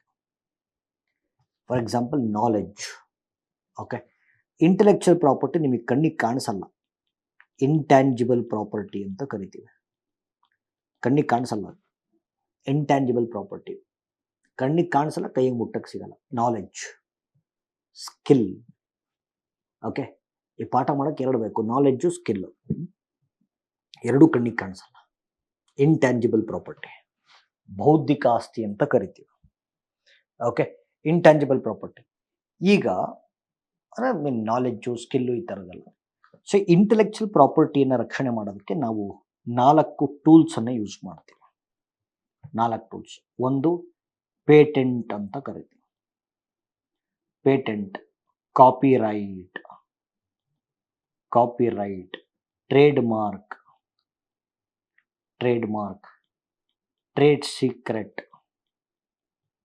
ಸೊ 4 ಟೂಲ್ಸ್ ಇಂಟೆಲೆಕ್ಚುಯಲ್ ಬೌದ್ಧಿಕ ಆಸ್ತಿಯ ರಕ್ಷಣೆಗೋಸ್ಕರ 4 ಟೂಲ್ಸ್ ಯೂಸ್ ಮಾಡ್ತೀವಿ. Patent, copyright, trade mark, trade secret. ಈಗ ಪೇಟೆಂಟ್ ಏನಕ್ಕೆ ಕೊಡ್ತೀವಿ? ಓಕೆ, ಇನ್ವೆನ್ಷನ್ಸ್ ಮತ್ತು ಇನೋವೇಷನ್ಸ್. ಓಕೆ, ಸೊ ಪೇಟೆಂಟ್ ಏನಕ್ಕೆ ಕೊಡ್ತೀವಿ ಅಂತಂದರೆ ಇನ್ವೆನ್ಷನ್ಸ್ ಮತ್ತು ಇಲ್ಲಿ ಬರೆಯೋಕ್ಕೆ ಜಾಗ ಇಲ್ಲ, ಈ ಕಡೆ ಬರೀತೀನಿ. ಓಕೆ, ಸೊ ಇನ್ವೆನ್ಷನ್ಸ್ ಆವಿಷ್ಕಾರಗಳು, ಇನೋವೇಟಿವ್ ಐಡಿಯಾಸ್ ನಾವಿನ್ಯ ಆಲೋಚನೆಗಳು. ಸೊ ಇದಕ್ಕೆ ಪೇಟೆಂಟ್ ಕೊಡ್ತೀವಿ. ಫಾರ್ ಎಕ್ಸಾಂಪಲ್ ಯಾರೋ ಮೊಬೈಲ್ ಕಂಡಿಡಿದ್ರು, ಇನ್ವೆನ್ಷನ್. ಓಕೆ, ಈಗ ಇನ್ವೆನ್ಷನ್ಗೂ ಡಿಸ್ಕವರಿಗೂ ವ್ಯತ್ಯಾಸ ಇದೆ. ಓಕೆ, ಈಗ ಇಲ್ಲದೆ ಇರೋದನ್ನು ಕಂಡಿಡಿದ್ರೆ ಅದು ಇನ್ವೆನ್ಷನ್ನು, ಇರೋದನ್ನೇ ಹೊಸ್ದಾಗಿ ಪತ್ತೆ ಹಚ್ಚಿದ್ರೆ ಅದು ಡಿಸ್ಕವರಿ. ಫಾರ್ ಎಕ್ಸಾಂಪಲ್ ಇವಾಗ ಗ್ರಹಂಬೆಲ್, ಓಕೆ, ಅಲೆಕ್ಸಾಂಡರ್ ಗ್ರಹಂಬೆಲ್ ಫೋನ್ ಕಂಡಿಡಿದ್ರು, ಅದು ಇನ್ವೆನ್ಷನ್, ಡಿಸ್ಕವರಿ ಇನ್ವೆನ್ಷನ್ ಅದು. ಓಕೆ, ಬಿಕಾಸ್ ಗ್ರಹಂಬೆಲ್ ಬರೋಕ್ಕಿಂತ ಮುಂಚೆ ಫೋನ್ ಇರಲಿಲ್ಲ. ಓಕೆ, ವಾಸ್ಕೋ ಡಿ ಗಾಮ ಭಾರತಕ್ಕೆ ಜಲಮಾರ್ಗವನ್ನು ಕಂಡಿಡ್ದ ಅಂತ ಹೇಳ್ತೀವಿ, ದಟ್ ಇಸ್ ಡಿಸ್ಕವರಿ. ಓಕೆ, ಪತ್ತೆ ಹಚ್ಚುವಿಕೆ ಮುಂಚೆನೇ ಇತ್ತು, ಬಟ್ ಅವ್ರು ಹೊಸ್ದಾಗಿ ಪತ್ತೆ ಹಚ್ಚಿದ್ರು. ಓಕೆ, ಸೊ ನಿಮ್ಮ ಹತ್ರ ನೀವೇ ಇನ್ವೆನ್ಷನ್ಸ್ ಅಥವಾ ಇನೋವೇಟಿವ್ ಐಡಿಯಾಸ್ ಇದ್ದರೆ ದಟ್ ಈಸ್ ಕಾಲ್ಡ್, ಅದನ್ನು ರಕ್ಷಣೆ ಮಾಡೋಕ್ಕೋಸ್ಕರ ಪೇಟೆಂಟ್ ಕೊಡ್ತಾರೆ. ಕಾಪಿರೈಟ್ ಏನಕ್ಕೆ ಕೊಡ್ತಾರೆ ಅಂತಂದರೆ ಕಲೆ ಮತ್ತು ಕಲೆಯ ಪ್ರಕಾರಗಳು. Okay, arts and it forms. Okay, ಕಲೆ ಮತ್ತು ಕಲೆಯ ಪ್ರಕಾರಗಳು, ಸಾಹಿತ್ಯ, ಸಂಗೀತ, ಚಿತ್ರಕಲೆ, ನೃತ್ಯ. ಓಕೆ, ಇವೆಲ್ಲ ಕಾಪಿರೈಟ್ಸ್ ಕೊಡ್ತಾರೆ. ಕಲೆ ಮತ್ತು ಕಲೆಯ ಪ್ರಕಾರಗಳನ್ನು ರಕ್ಷಣೆ ಮಾಡೋಕ್ಕೆ copyrights. Trade mark, any business related activity. ಈಗ ಒಂದು ಬಿಸ್ನೆಸ್ಸಿಗೆ ಸಂಬಂಧಪಟ್ಟಂಥ ಲೋಗೋ ಇತ್ತು. ಓಕೆ, ಅಂದರೆ ಈ trade related aspects. Okay, business ವಿಚಾರಗಳು. ಸೊ ಈಗ ನಮ್ಮದು ಒಂದು ಬಿಸ್ನೆಸ್ ರಿಲೇಟೆಡ್ ಲೋಗೋ, ಡಿಸೈನ್ಸು ಅಥವಾ ಶಬ್ದಗಳು, ವಿನ್ಯಾಸಗಳು, ನುಡಿಗಟ್ಟುಗಳು. ಸೊ ಇದನ್ನು ಟ್ರೇಡ್ ರಿಲೇಟೆಡ್ ಆಸ್ಪೆಕ್ಟ್ಸ್ಗೆ ಟ್ರೇಡ್ ಮಾರ್ಕ್ ಕೊಡ್ತಾರೆ. ಟ್ರೇಡ್ ಸೀಕ್ರೆಟ್ ಏನಕ್ಕೆ ಕೊಡ್ತಾರೆ ಅಂದರೆ, ಫಾರ್ ಎಕ್ಸಾಂಪಲ್ ಇದಕ್ಕೊಂದು ಉದಾಹರಣೆ ಕೊಡ್ತೀನಿ, ಟ್ರೇಡ್ ಸೀಕ್ರೆಟಿಗೆ ಉದಾಹರಣೆ ಕೊಡ್ತೀನಿ. ಈಗ ಒಂದು ಕರೋನಾ ವ್ಯಾಕ್ಸಿನ್ ಡೆವಲಪ್ ಮಾಡ್ತೀರಾ ಅಂತ ಇಟ್ಕೊಳ್ಳೋಣ.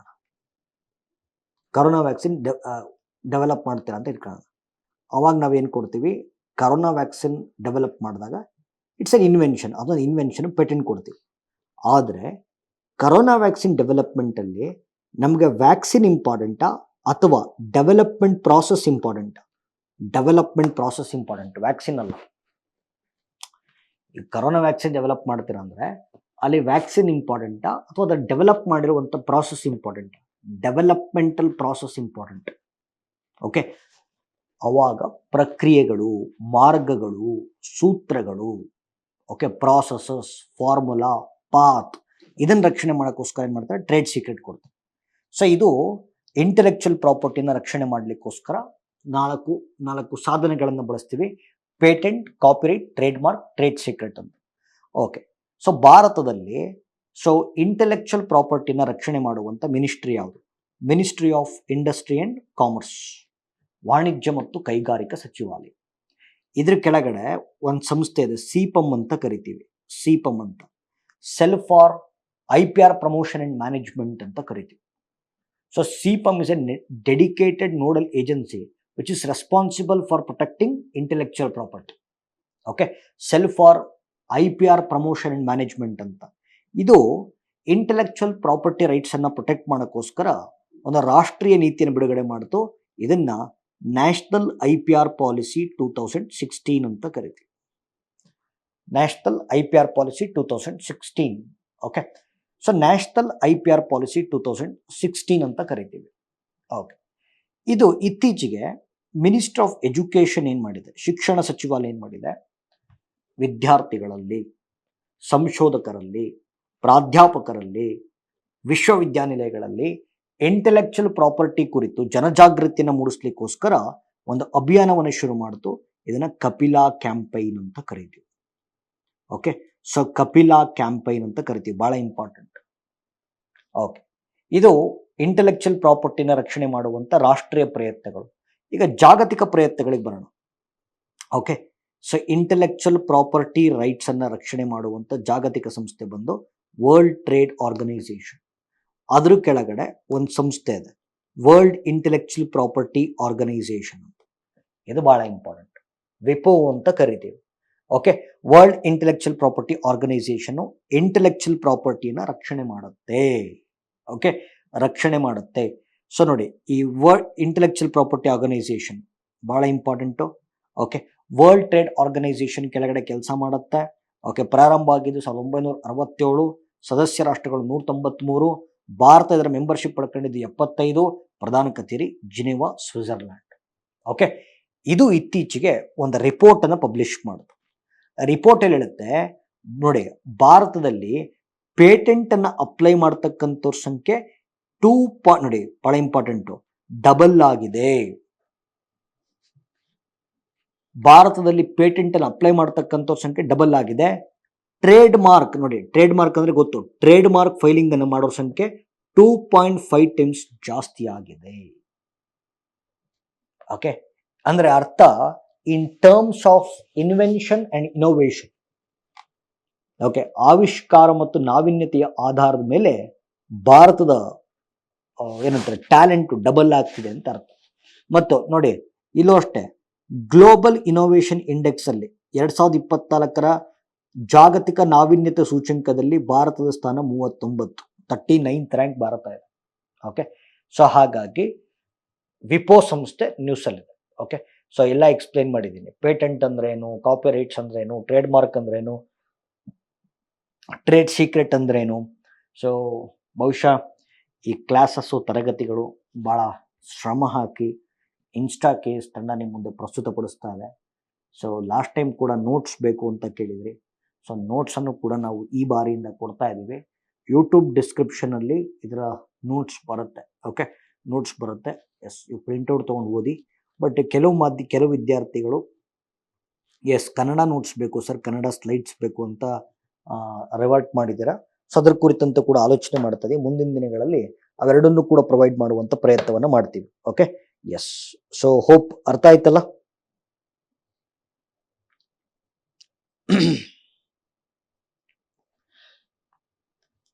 ಅರ್ಥ ಆಯ್ತಾ? ಓಕೆ, ಸೊ ಇದು ವಿಪೋ ಸಂಸ್ಥೆಯ ಕುರಿತಂತೆ ಮಾಹಿತಿ ಆಯ್ತು. ಈಗ ಇದು ಗ್ಯಾರಂಟಿ ಕ್ವಶನ್ ಆಗುತ್ತೆ, 100% ಕ್ವಶನ್ ಆಗುತ್ತೆ. ಓಕೆ, 2024 ವಾಯು ಗುಣಮಟ್ಟ ವರದಿ. ಓಕೆ, 2024 ವಿಶ್ವ ವಾಯು ಗುಣಮಟ್ಟ ವರದಿ ಇತ್ತೀಚೆಗೆ ಪ್ರಕಟ ಆಯಿತು. ಓಕೆ, ಇಷ್ಟು ಟಾಪಿಕ್ಸ್ ಅನ್ನು ನಾವು ಕಂಪ್ಲೀಟ್ ಮಾಡಿದ್ದೀವಿ. ಸೊ ಮುಂದಿನ ದಿನಗಳಲ್ಲಿ ಇನ್ನೂ ಹೆಚ್ಚು ಟಾಪಿಕ್ಸು ಕವರ್ ಮಾಡುವಂಥ ವಿಶೇಷ ಪ್ರಯತ್ನವನ್ನು ಇನ್ಸ್ಟಾ ಕೇಸ್ ತಂಡ ಮಾಡ್ತಾ ಇದೆ. ನಿಮ್ಮ ಪ್ರೋತ್ಸಾಹ ಹಿಂಗೆ ಇರಲಿ. ಈ ವಿಡಿಯೋ ಇಷ್ಟ ಆಗಿದ್ರೆ subscribe to the Insta KAS channel, ಮತ್ತು ಲೈಕ್ ಮಾಡಿ, ಶೇರ್ ಮಾಡಿ, ಬೆಲ್ ಬಟನ್ ಪ್ರೆಸ್ ಮಾಡಿ. Thanks for visiting Insta KAS YouTube channel. Thank you.